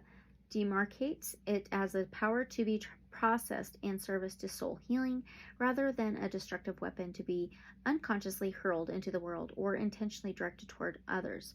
Rage without sacred containment is the antithesis of Ma'at, and is a form of violence rather than a tool of liberation. When surrendered into the custody of Sekhmet, anger is repurposed as a psychic healing instrument, cutting through confusion, manipulation, gaslighting, denial. You may be very good at seeing through the BS, okay? Deception and obfuscation of any kind, whether that be internally driven due to unconscious collusion with a soul dishonoring belief system, or an obstacle generated through forces outside of your personal sphere of spiritual responsibility, such as jealousy and ill will. To engage with the train of Sekhmet is sometimes necessary in order to honor the will of Ma'at. In this way, there is no need to fear the rage that will inevitably arise as the body is brought to consciousness, bringing with it the realization that certain things in ourselves, our lives, and our world need to change. With the combined power and wisdom of Sekhmet and Ma'at, we turn within to heal our soul, becoming a catalyst for healing, transformation in our world through our embodied presence, rather than avoiding our inner work and attempting to control the world until it conforms to our personal preferences. Sekhmet's fierce compassion holds sufficient spiritual power to dislodge complacency and compliance with the merciless pace of power-driven patriarchy, and reveals the truth of what is broken, out of alignment, and in need of mending. Wow. Ma'at sets the correct pace and process for healing, grounding Sekhmet's ferocious wisdom into an expression of protection and love for the soul. This divine sisterhood ensures that all emotions and experiences can be embraced, expressed, and worked through, purified and repurposed as a sacred fertilizer for soul making. That reminds me of that Two of Cups card. Okay, the Oracle encourages you to give yourself permission to create sacred containers for emotional expression, whether they be the ritual activities such as the practices included in this deck, or practices like journaling that can help the heart zero in on the precise feeling, which can be then danced, drummed, enacted through sacred dramatic interpretation, sung, painted, or expressed through the creation of an altar. Any process that allows for the discharge of the current form of the energy liberates it as a resource for the soul, allowing for vitalization rather than emotional fatigue, as the purified psychic fuel re-enters the subtle channels.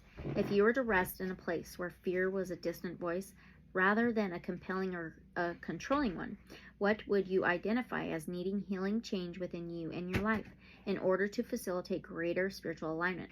Once acknowledged, how does one navigate the expression and release of rage in constructive, even creative ways? When mainstream society's values and attitudes threaten to diminish your connection to your soul, how can you rally without your heart becoming armored, bitter, or vengeful in response? Sekhmet nearly destroyed the world with her bloodthirsty, destructive rage spree. It was only when she became drunk that her rage dissipated, and then the world, purified of evil through her activity, was able to be restored to the natural divine order of Ma'at. The symbolism of intoxication refers to that which alters our state of mind and drops defensive inhibitions, and in doing so reveals truth. In vino veritas, as the Latin saying goes, meaning in wine there is truth.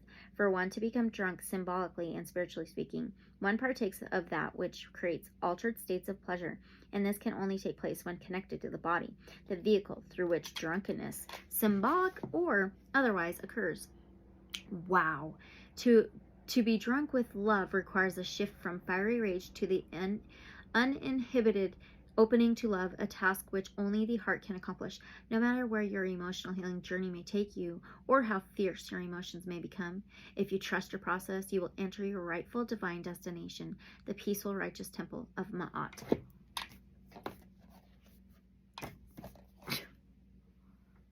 Oh my God. Wow. Amazing. Incredible. Okay, now 2 more messages, I believe. Okay, so we're going to move on. Incredible. I am amazed by that beautiful beauty. Okay, so how will you move forward with this sacred knowledge? And we're doing the Beyond Lemuria Oracle. Wait. No, we did that. Sorry. Oh, this one? Yes, we are doing, right? Yeah, we're doing the Higherself Oracle. Okay, that's correct.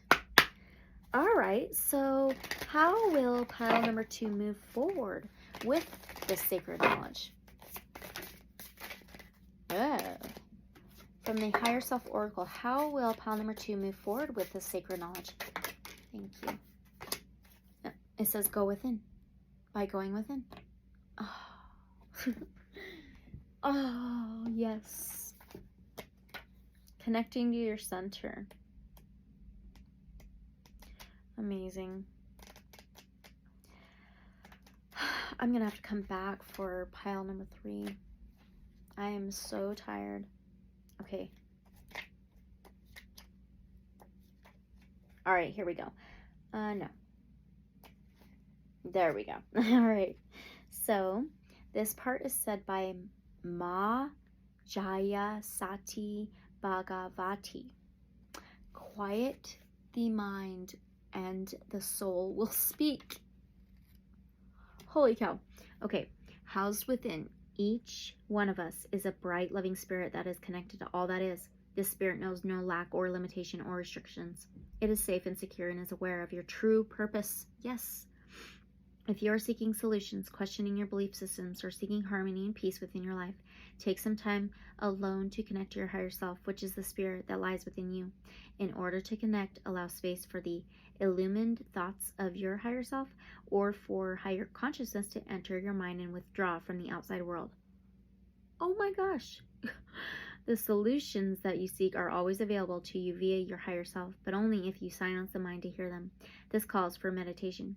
Meditation affords you the opportunity to receive wisdom from the realm of your higher self. By going within and meditating, you will bypass the negative mental chatter of your ego. Meditating and opening your mind to connect to your higher consciousness will help you find solutions. Understand your true motivations and intentions and provide you clarity and clear direction about the appropriate steps to take.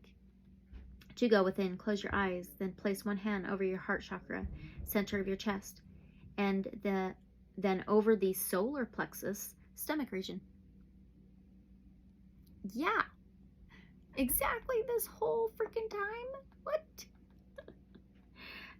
Hold your breath for 5 seconds and then exhale for 5 seconds. As you maintain this breathing pattern, listen closely to the small, still voice within. Remember, your ego speaks very loudly. Wow. While your higher self will respond in a soft, comforting whisper. Trust the message you receive and act accordingly. Can't get any better than that, pile 2. Okay, so now we will get your last message, and this is the Sweet Ass Affirmations 2.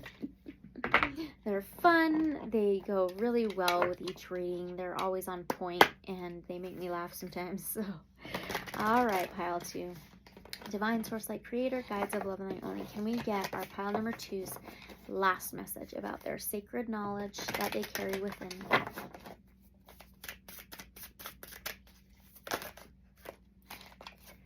Oh, amazing. Okay. Yeah, that was the only one that flipped upright. Here we go. I am the blessing I've been waiting for. Okay. The back says, are you nervous to share or express your ideas, creations, or truth? Are you afraid those you care about might judge or abandon you? You may feel you're disappointing or hurting your loved ones by stepping into your light. But you are also influencing them to level up. If they care about you, they will come around to support you. If they don't, the universe moved them out of the way for a reason. Sometimes it takes complete solitude. Going within too, right? To realize those who do not make you feel ecstatic and alive are too small for you. You are the blessing you've been waiting for. Wow. Beautiful. And there's the back. Okay. So that was your reading, pile number 2, for what sacred knowledge you carry within. All right. But always just take what resonates. Leave whatever may not resonate. Use your discernment as always. Okay. And thank you for being here. Don't forget to like, comment, subscribe, and share. And if you're interested in a free personal reading, my email's in the description below. And if you want to donate, there's a PayPal link in the description below.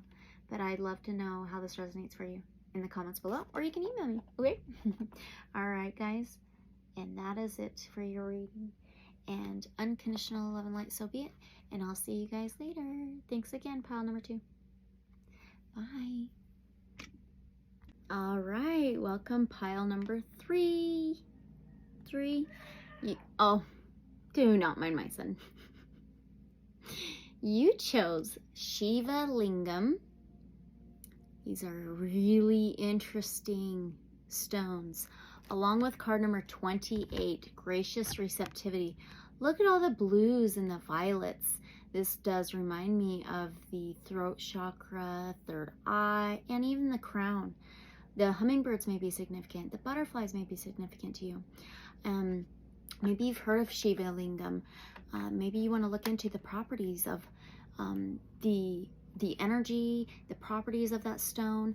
But anyway, the gracious receptivity, you may be a giver. You may be really good at giving your love, gratitude, being thankful, being humble. And the number 28 may be significant. 28 is also a number 10. So 10s are all about successes, completions, fulfillments, comfort, cycles and changes. It's a content feeling. And the 10 can also be reduced to a 1. So 1s are about new beginnings, new things, new journeys, how you step into situations, being a giver, right? The gracious receptivity. So this is setting the stage for your reading. And the sacred knowledge you carry within, okay? So this is the Beyond Lemuria Oracle by Izzy Ivy. And always take what resonates, leave whatever may not resonate. Use your discernment. And let's begin by reading this. Gracious Receptivity. This is actually on page 77.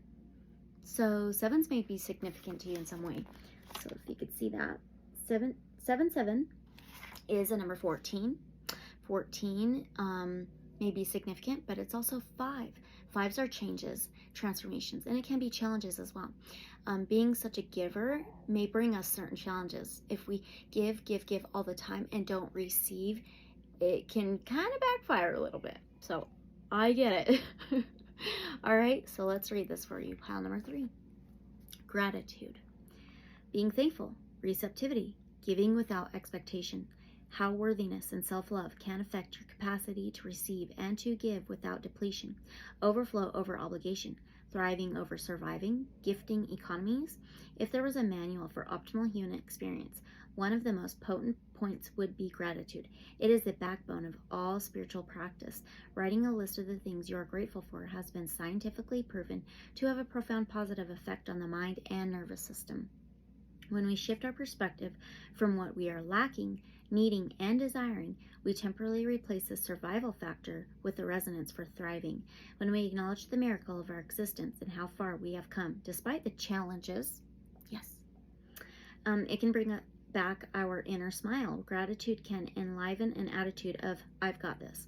One of the best tricks for bringing something into your life is to be already thankful for it, as if it has already arrived. This sets up the frequency of fullness and plenty rather than emptiness and need. As we have mentioned before, like attracts like, but there's a whole other power at play here, as true gratitude is anchored into the heart. Being moved by the sheer awe of appreciation and thankfulness is hugely pivotal to the way others and our environment responds to us. The next step is to give from our hearts without being asked to or invited.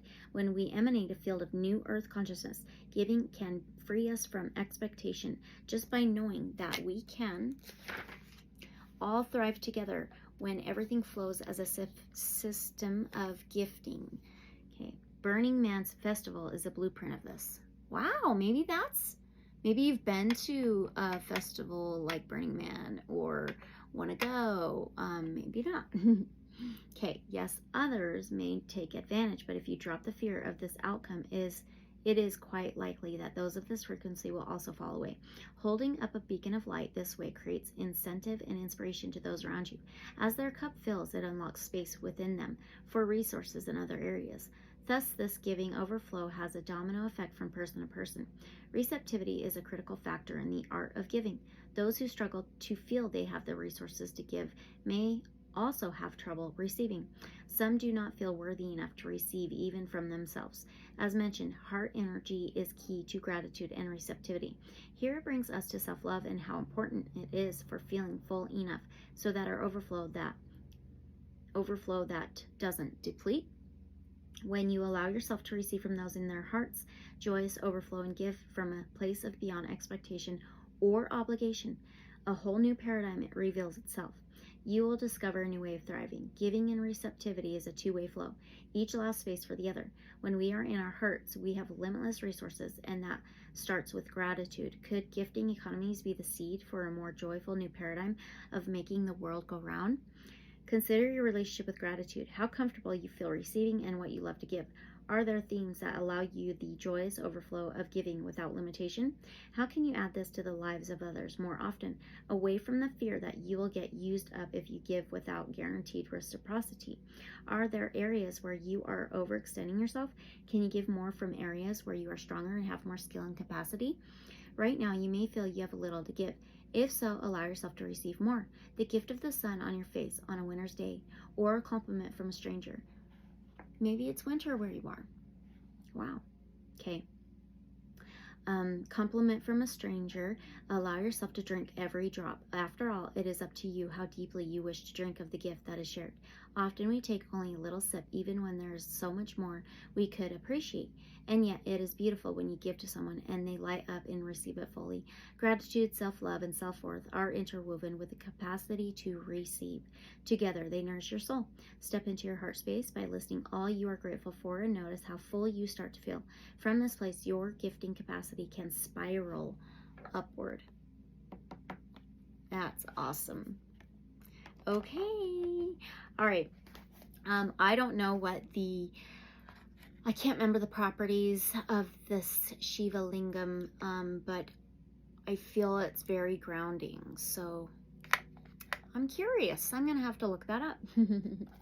Okay, so beautiful. So now what we're going to do is we're going to use the Sacred Sites Oracle, okay? And this, for this question, we always ask Divine Source Light Creator, guides of love and light only.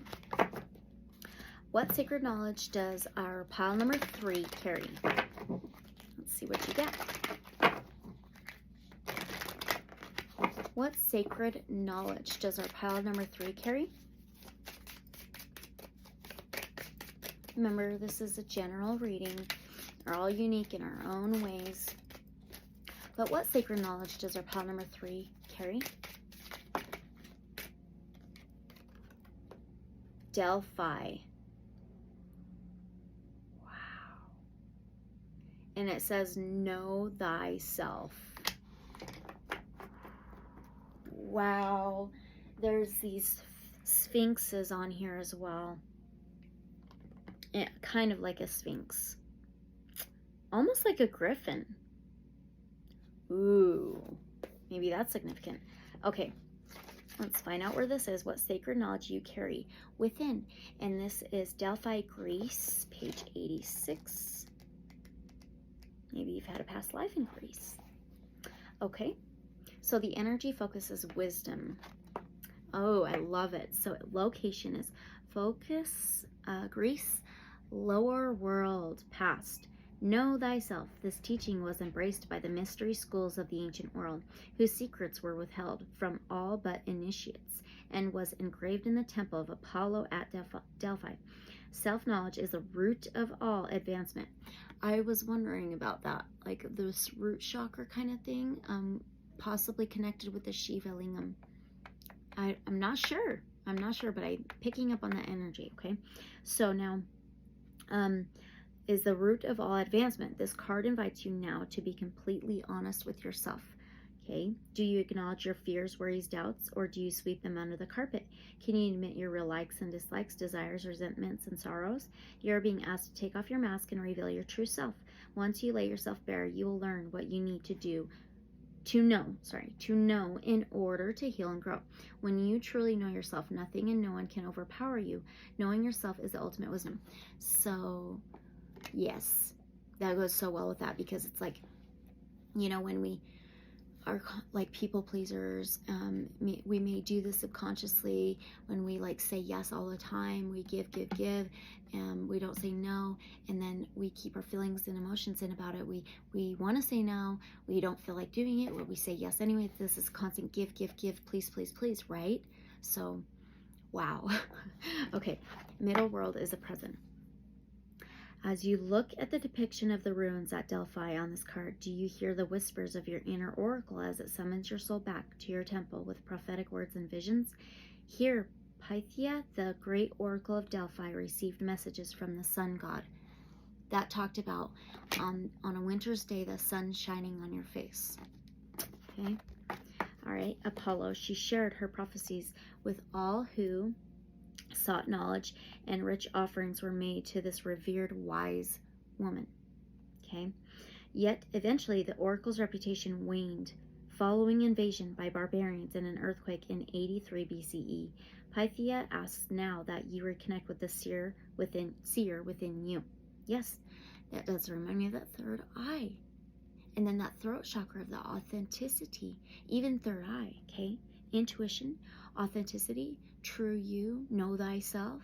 Okay, it is time to summon your psychic abilities. Yes, perhaps starting with the exercise at the end of this page. It is time to become an oracle to yourself and others. Do not fear your own abilities. Trust your visions and share your prophecies in the knowledge that in doing so, Apollo supports you, offering you his sacred symbol of victory, the laurel crown. Wow. See that crown? That is insane. Whew. Okay, now the upper world is the potential. The sun god Apollo shines on you. It is said he claimed Delphi, the navel of the earth. What? After slaying the earth deity Python, a great serpent, the sanctuary of Pythia, the oracle of Delphi was built over the hole in the ground where python fell. From here, as the energy vapors rose, inducing trance and euphoria. You are being called now to seek out a sacred place where you can rest quietly and listen to the messages from your soul.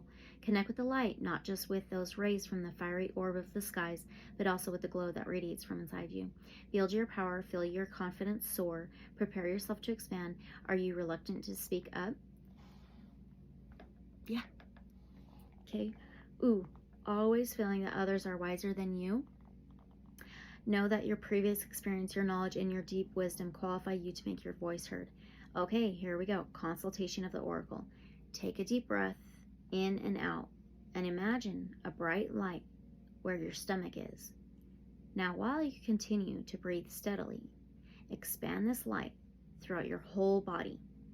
See yourself radiating like the sun. Look down and notice your light penetrating the ground. Follow the light down below, deep into a cave where the words, "I have been waiting for you," whisper in your ears. You see an older woman, and she invites you to be seated. This is your inner oracle, appearing to you, give you the answers you need. She asks only that you are honest and invites you to reveal whatever you want, your dreams, your desires, your fears, your doubts, or your regrets. When you have finished speaking to her, she tells you that she wishes to restore your belief in yourself. She assures you that you are safe, that the worst is behind you, that it is time for your abilities to be restored and demonstrated to you in signs and messages in your daily life. When you feel ready to return, travel back up to the light and allow it to swirl around you, forming a shell of protection that will remain with you. That talked about spiraling up, this ascension, this awakening, this rising, raising up, awakening from within. Wow. Okay, and that 10 is that completion. That 10 is that success. It's coming full circle. It's also leaving things behind so you can begin a new journey, so you can start anew, begin new things, pave a new path. Okay, the 10th house in astrology is ruled by Capricorn, an earth sign. The 10th house is like career, like public image, social status, hardworking. Okay, so maybe that's in your chart very prominently. If not, that's okay. All right, so that is the sacred knowledge you carry within. Amazing. Okay, so we're going to do some tarot now, and we are going to do the Dungeons and Dragons tarot. So far, I love this deck. It is so cool. So cool. All right. Okay, Divine Source Light, Creator, Guides of Love and Light Only. So how do they apply? Okay, wait, first of all, I want to ask this. Does this sacred knowledge lay dormant within our pile number 3? I want to know. Let's see. Let's get one card. Does this sacred knowledge lay dormant within our pile number 3? Page of Wisdom. I forgot about this. Yeah, the suits, they've named different. So the Strength is the Wands. The Wisdom is the Cups. The Intelligence is the Swords, Air. And the Charisma is the Pentacles. So you have a Page of Cups. Wow. I think it has in the past, because this is like a new or childlike energy. So this Page of Cups, Cancer, Pisces, Scorpio. Pages is something new and offer a message or an opportunity. And for Cups, it's about feelings and emotions and love and intuition. And something coming in out of the blue. You may be unsure how to feel about it at first. Has this already been awakened within our pile number 3, the sacred knowledge? Has the sacred knowledge already been awakened within our pile number 3? Ooh.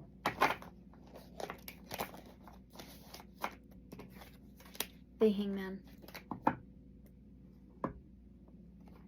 I think it's newer. I think this sacred knowledge is newer.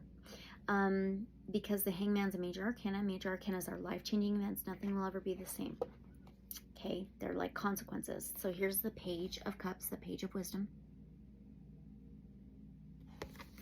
And the Hangman is a number 12 of the major arcanas. So 12th house in astrology is ruled by Pisces, and the 12th house is subconscious, unknown, unseen, hidden, intuition.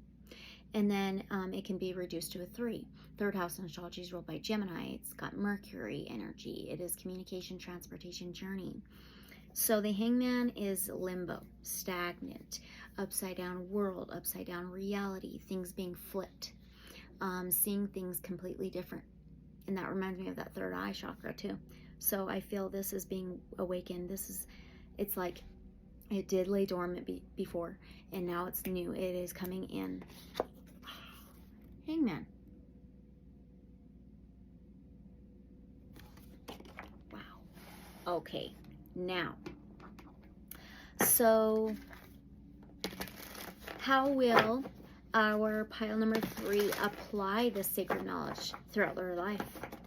How will our pile number 3 apply the sacred knowledge throughout their life? Okay, let's do one more. One more, please. How will our pile number 3 apply the sacred knowledge throughout their life? That is really interesting. You have both pentacles. They're the charisma. So you have a 4 of pentacles and then a 2 of pentacles. So pentacles is Taurus, Virgo, Capricorn, earth energy. So for me, this is saying this is in your earthly reality, your 3D world. It could be finances, material things, earthy things, your just your reality, your world, you resources, right? So the 4 of Pentacles is like holding on tightly, holding back. It can be saving money, saving onto things.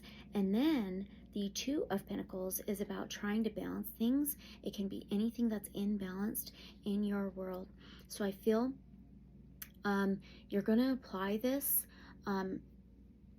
for the most part in your material things, your resources, money. It could be saving money and trying to balance these things out. And she has this book, and there's this, she's like,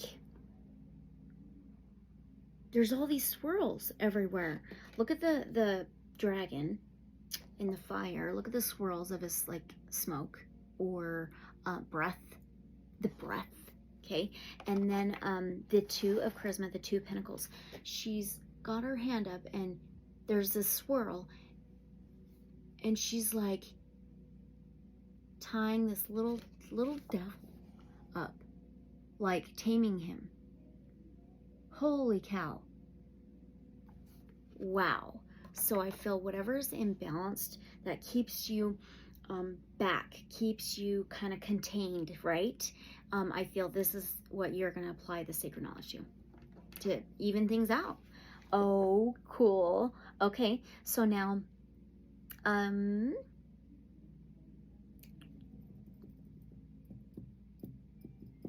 okay, we're going to go on some oracle. Okay, so we're going to go to the Angels and Ancestors Oracle, okay? And so for this, Divine Source Light Creator, Guides of Love and Light Only. So how can pile number 3 apply this sacred knowledge throughout their life? Let's see. From an oracle. How can our pile number 3 apply this sacred knowledge throughout their life? Ooh, we have mountains. And it says stand your ground. Yeah, it's almost like that with that what that dragon is doing. And she's like, no, you're not. I've got this under control.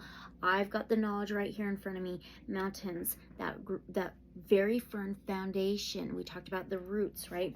That Shiva Lingam. Interesting. So let's find Mount. Oh, I went right to it. And it's on page 128. Remember that gracious receptivity was 28? So 128, mountains, is a number 11. So from that 10, that fulfillment, that completion, leaving things behind to begin new things, is moving on to that 11 about balance, justice, truth, karma, the scales. Okay, so we had that 2 of Pentacles trying to balance things out. So mountains. Oh, I had it and now I went right to it.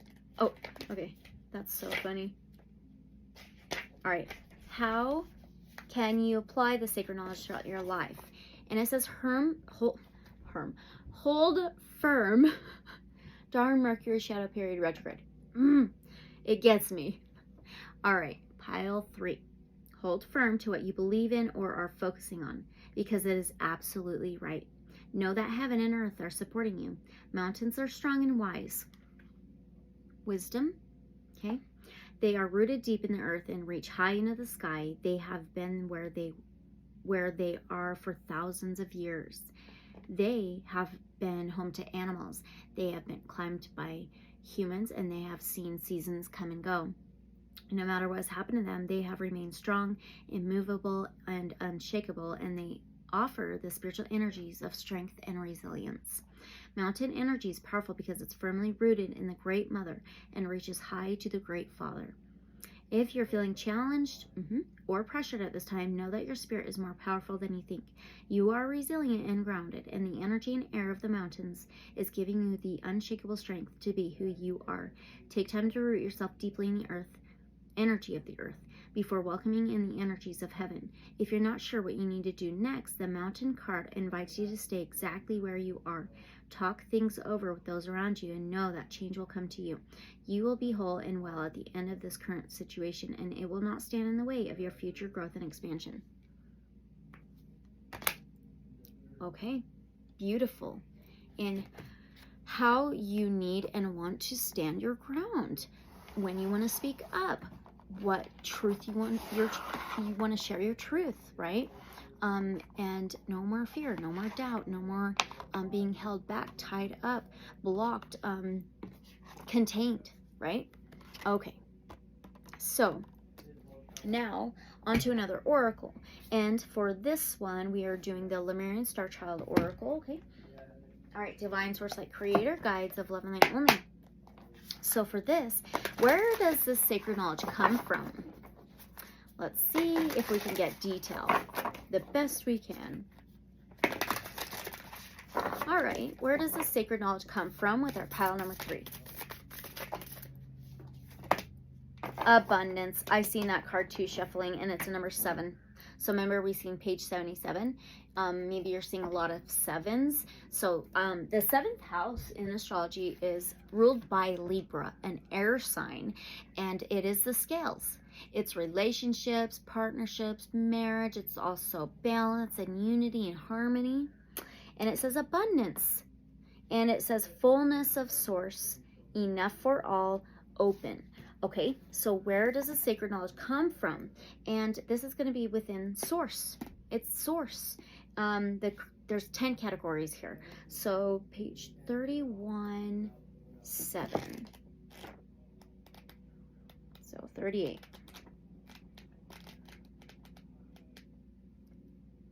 38 is the number 11 again. All right, almost there. Right? 31, 7. Well, that's not correct. I don't know. That's funny. All right. Right here. Okay. On page 51. Okay. So that's a 6. 6th house is ruled by Virgo. 6th house is the body, health, wellness, daily routines, boundaries, organization, daily work life. Okay, so now Where does the sacred knowledge come from for you? Pile number 3, source and abundance. Fullness of source, enough for all, open, river of abundance, non-competition, cooperate, natural state of universe, manifestation, acceptance, open to receive. What did you get? Gracious receptivity, right? And it says the river of abundance tells us about the truth of our natural birthright and dissolves beliefs of scarcity. Rather than earning our worth through suffering, we can multiply our abundance by sharing it with Lemurian love. And that 4 of Pentacles, that 4 of Charisma, can be like trying to save money, worried about money, so you're clutching onto money or material things. Doesn't have to be, just saying. All right, now let Lemurian guides take you on a journey now to open your heart to many joys and blessings and let go of residual old paradigm thinking. Can you see the illusions of the mind with clarity? Be aware that even in heaven on earth, the mind cannot receive these blessings at first. Imagine that you are right in the middle of the river of abundance. Like a young dolphin, you are just learning to navigate, learning how to move your limbs to swim. That reminds me of that page of cups, that page of wisdom. How can I accept this abundance when the old paradigm has taught me that I am not worthy, not good enough? I have learned that I can only survive through blood, toil, tears, and sweat, not how to receive through enjoyment. I need to get out of this river because I feel I am drowning. Hold on. There we go.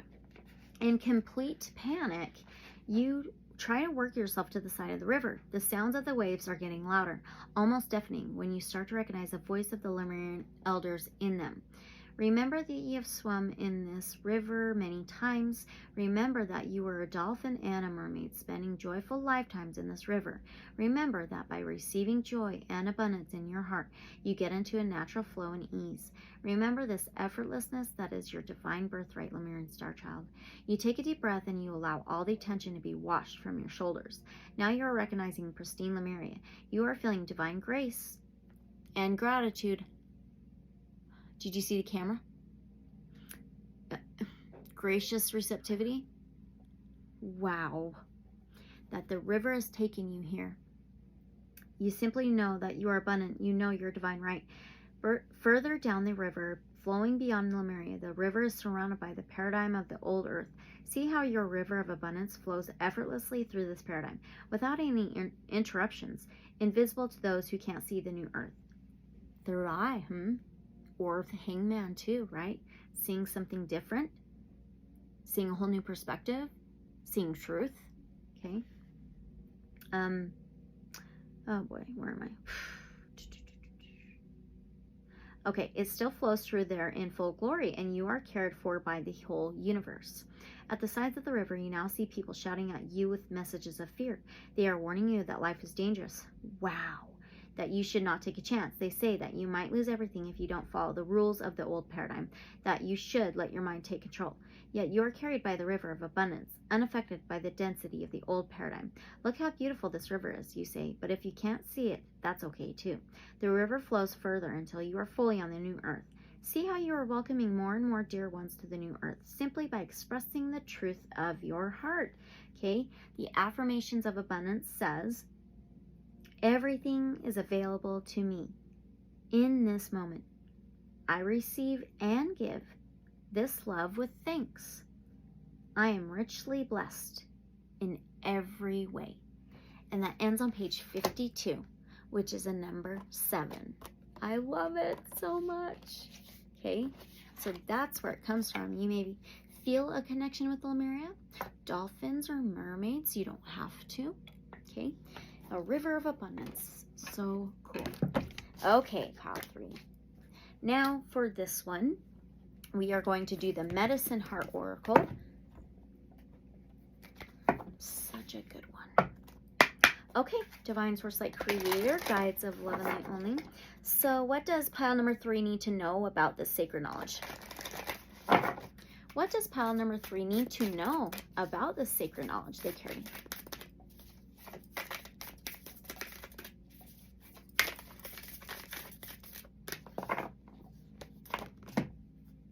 You got a sideways card. Not all of them are like that. It's so beautiful. It's a card number 40. 40 may be significant to some of you, but 40 can be reduced to a 4.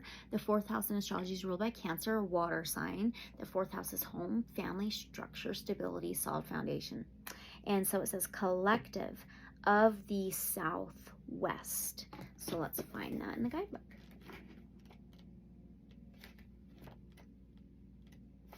Okay, here we go. It starts on page 317. That's the number 11. You may be seeing a lot of these numbers recently. Okay, so what you need to know about the sacred knowledge that you carry. Pile 3. Here we go. Is that good?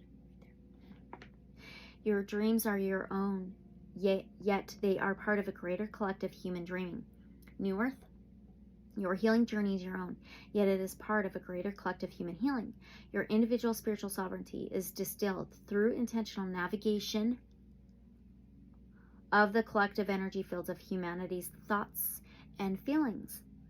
You can support collective consciousness in awakening to love rather than allowing it to hold you spiritually captive to the lesser way of fear.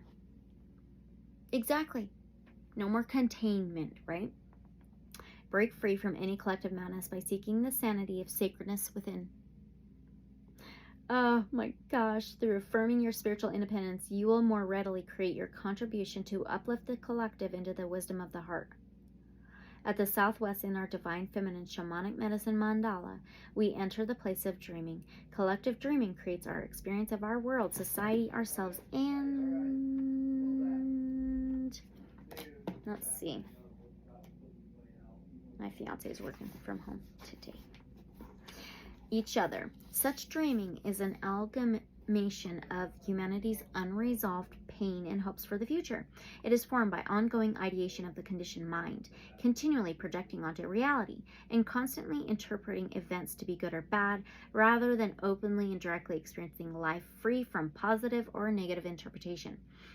In Buddhist understanding, well, that Shiva Lingam, that kind of reminds me of that, right? Interesting. There is a concept of naked reality. This is life unclothed from the projections, interpretations, constructions, and stories the mind would seek to impose upon it. As we do the inner work of healing and spiritual practice, we become increasingly aware of the dream. We become aware of the projections of our own minds as well as the minds of others, realizing the endless mind play generated by humanity. The experience of our real nature is slowly and steadily disentangled from the compelling, visceral enchantments and terrors of projected perception. The dream then becomes a creative dance rather than an unconscious trance. Remember? We were talking about this euphoria. Wow. The trance-like state of mind. Was that in the gracious receptivity? I'm going to have to watch this back. That's wild. Okay. We humble ourselves before the tremendous power of the mind, and we empower ourselves to play, grow, heal, and express within the unlimited generosity and willingness of reality itself, which readily receives all projections offered to it and remains unchanged. We awaken to the human experience rather than unconsciously identifying with it. We become willing to experience a human life with curiosity and courage. We start to sense the spiritual rules of the game and how to play to win for all. Those who understand this can creatively engage with the dream place as a healing method, becoming capable visionaries of a new world. This does not entail cultivating a worldview featuring yet more opinions about who should be doing what, according to one person's view on what reality should be for all. A new world requires a new vibrational embodiment of qualities that have inherent wisdom, which alleviates the need to try and control people or situations. This would instead bring about inspired and spontaneous activity in oneself and the world through a deeper spiritual truth of kindness, good-natured humor, compassion, love, and understanding, discernment and clarity, courage and strength, encouragement and reassurance. Such qualities are the fertilizer for the freedom to self-liberate according to each being's authentic soul journey. This is the way to mutual benefit. Awakening cannot be compelled or controlled, only facilitated and encouraged through loving wisdom. That does remind me of that, too, of Charisma, Two of Pentacles, where she's like taming that little devil guy. Oh my gosh, yeah, for sure. Okay, maybe the hair is significant to you in some way, something about your hair, because we got hair right here, very long hair. Her hair we just showed. I don't know. Okay, and then her hair's braided, so maybe there's something significant about that. Okay, now I have to remember where I was again. Okay, 8, embracing your spiritual freedom with humbleness and delicious divine defiance to live authentically and honor the way of the heart generates spiritual benefit for the collective, even for those who may feel thwarted in their attempt to tame your spirit. Yep. Navigating the relationship between personal energy and the content of the collective mind begins with the individual. The Oracle speaks of a time when your personal healing journey is particularly significant for the broader collective. What you are working with personally at this time is something that humanity is yet to fully grasp, ground, and generate in the world for the greater good. What you are attempting to distill, be it wisdom, inner healing, higher understanding, or an expansive perspective that frees you from a painful, recurring struggle, will eventually become a transforming grace and empowerment. You are unearthing a light that will provide clarity for many beings, shining a truth that helps to set the soul free. The Inupiaq, indigenous peoples of Alaska, have survived in the harsh Arctic environment for over 4,000 years. Remember that winter? Talked about winter, okay? Learning how to live in such conditions requires adaptation based on a humble recognition of the importance of the environment. This cultural group is unique in its subsistence hunting of the bowhead whale. Whales are enormous creatures, and a team is required to be able to hunt and prepare the animal to feed the community. Hunters believe that the whale gives itself to the community. In Inupiaq culture, the bowhead whale is seen as a perfect creature. The head, the hair. Wow, crown chakra. Okay, amazing.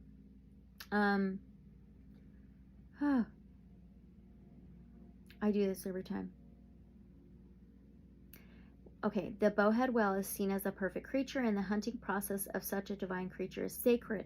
Hunters go through initiation and learn how to take spiritual responsibility for the killing of the whale, taking in not only its potential for nourishing the community physically, but also its spirit and its pain. From the taking of a life through hunting to the less obvious but numerous deaths of small creatures through harvesting of plant foods and building of shelters, even humanity's most basic needs demonstrate an essential symbiotic relationship with the natural world and a spiritual need to reconcile with inevitable cause of harm. The Inupiaq demonstrate this need to accept the nature of what it is to be human, to be alive. In that culture, sharing in the physical world, such as sharing meat, is linked specifically to the circulation of children in the world and of interrelationship between all societies, which includes animals and humans, adults and children, both living and dead. Sharing in daily life is anecdotally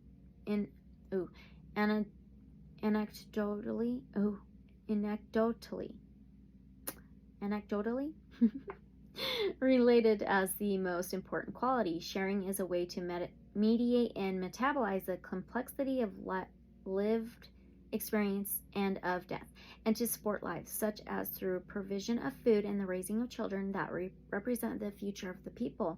The Oracle speaks of an inner realization of a deeper connection with life and a freedom in the soul to bond with your own humanness and to share the substance of your soul with the collective. Recognize the inevitable spiritual challenges of being human does not need to generate despair. It can free you from species self-hatred and help you feel compassion for all of life, including yourself, while it's inspiring you to honor your life journey as a sacred link in the chain of life. Reminds me of the spiral too. With humility and courage. Whale symbolizes a song in the soul that needs to be sung in the world, communicated through connection with life. Do not be afraid to need connection, to need communication, to be on a human journey with all its complexity. Through sharing with intention, you circulate energies more readily and you receive more effortlessly, and the flow of life continues.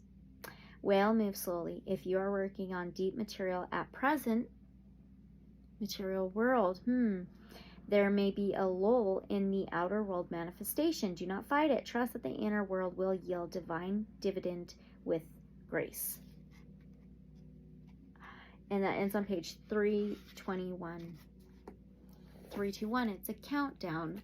Oh my God. That's what you need to know about this sacred knowledge you carry within. Holy cow. Okay, so now we're going to do the last oracle. And this is the Higher Self Oracle, okay? Pile 3. Okay, so, oh yeah, for this one, how will pile 3 move forward with the sacred knowledge? How will pile 3 move forward with the sacred knowledge?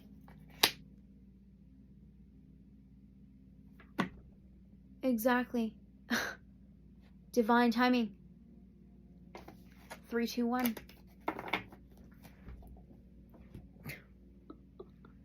It's an hourglass. Are you kidding? How freaking awesome. Divine timing. Trust. Exactly. Holy cow, that is so cool. All right, divine timing. This starts on page 47. 7, 8, 9, 10, 11. Okay, and this part's said by Julia Cameron. Oh my gosh, the swirls.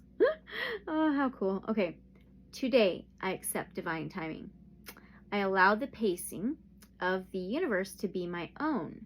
I allow myself with the tempo of my life, precisely as it is unfolding.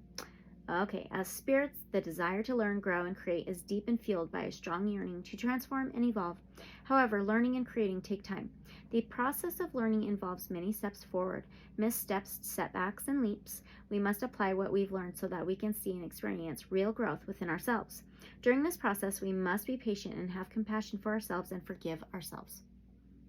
The process of creating what we desire is the same. We must come up with an idea, devise the steps to work through it, and then act. Similarly, the process requires patience since there will be unforeseen situations and hurdles. Your higher self requests patience as you learn, create, and grow. If you are currently encountering obstacles and hurdles, then your higher self is simply rerouting you to a better direction and pointing you to a more appropriate and abundant destination. Yep. Navigation, that river of abundance. The whale knows it's there. They have this internal navigation system. Amazing. Avoid rushing through the process, or you'll likely make unnecessary mistakes and potentially interfere with the universe's plan for you, which could have an adverse effect. Trust in the timing that the universe has set out for you. You'll reach your desired goal and your destination once all of the necessary pieces fall into place. Amazing. Exactly. Perfect. All right. Okay, pile 3. Let's get your last message. We are using the Sweet Ass Affirmations 2. These are always so fun and confirm everything every time. Okay. All right. So what affirmation can you take with you? All right. Divine Source Light Creator, Guides of Love and Light Only. So what affirmation can our pile number 3 take with them along their journey with their sacred knowledge? Okay. Oh, of course. It says, my creative babies protect the galaxy from fear. There's swirls, there's a colorful feather. Now the back says, some situations in life can summon immense amounts of fear. Fear can be a scary bitch, even more terrifying than the ass of a dead rhino. Fortunately, from fear's perspective, you are also the scariest mofo in the galaxy. Why? because you have the power to create new life through voice, writing, visual expression, physical babies, and pure energetic inspiration. Your creations will reap positive influence and help demolish fear long after your body pieces out. Whenever you feel scared, start grooving and shake out some creative babies. The fear gremlins will run for their lives. Long live the creative. Oh my gosh, that's perfect. All right, Pile 3, this was your reading for the sacred knowledge you carry within. Deep, deep within. Okay, I'm so excited for you. But always, just take what resonates, right? Leave whatever may not resonate. Use your discernment. And thank you so much for being here. Always, I appreciate it. I love growing with you guys and learning with you guys and expanding with you guys. So don't forget to like, comment, subscribe, and share. And if you're interested in a free personal reading, my email's in the description below. If you're interested in donating, there's a PayPal link in the description below. But I just love to know how this resonates for you. Oh my gosh, so cool. All right, Pile 3, thank you so much. And I'll see you in the next reading or video. Unconditional love and light, so be it. Bye.